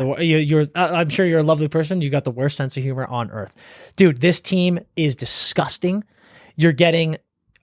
Aho signs long-term. Amazing. That's exactly what you want. He's unbelievable. You're getting Svechny back. Going to have a full, healthy season. You'll have him in playoffs. Teravainen, I think, has a much better bounce-back year. Kakaniemi's amazing. You added Bunting. Nate just had a career year last year. Unbelievable. Martinuk's amazing. You added Dmitry Orlov. You have Jacob Slavin. You have Brent Burns. You have Brady Shea. You added Tony DeAngelo. And you have Brett Pesce. That is the most... well-rounded lineup I've seen in the league. Think about that D-core. It's insane. Those defensemen all on one D-core. Are you shitting me? That is absolutely ridiculous. Their PK was 84% last year. It's going to be 90%. They might not give up a power play goal all year. It's ridiculous, dude. Carolina is so good. They lost Patches, Ghost, Stastny, Gardner, but they added Orlov, Bunting, DeAngelo, and extended Aho. Like, if you are a Carolina fan, you are sitting so pretty right now. Honestly, the only thing, and both of them played great, but is their goalie, their old goalies. Okay, take that back right now because I think Freddie played great. They've got Ranta still, but dude, Pyotr Kochetkov is very young and very exciting and is signed with the team. I think Kochetkov's going to get way more time on that team. Yeah, That's going to be very interesting. And then, dude, you've just got guys like Seth Jarvis and Jack Drury, young guys, exciting guys. Like, they are so deep, dude. Yeah. Top to bottom, so deep. The defense is preposterous. I mean, I might have just talked myself back into being number one. But like, tough too. The top of the, and Rangers fans, I know I just clowned on you, but the top of the Met, it's really like hard. We talked about how good the Pacific is. The top of the Met, dude. Don't even talk about fucking Pittsburgh, Washington, those and the three. Islanders. The Canes, the Devils, and the Rangers. Holy shit! It's gonna be a slugfest all year. Slugfest all year, and it's going to be so fucking fun to watch. Amazing. We'll post our predictions. Yes, we will. Almost there, boys and girls. Almost there. Yeah, I know we cruised through that, but we had to. Guys, we're 20 days away. By the time this episode drops, we'll be 19 days away from the NHL season. We've got so much fun stuff coming. We've got more amazing guests coming. We've got the Atlantic predictions coming. This is unbelievable stuff, and that is it for us today at the Empty Netters Podcast. And until we see you next time, do what you always do. Skate hard.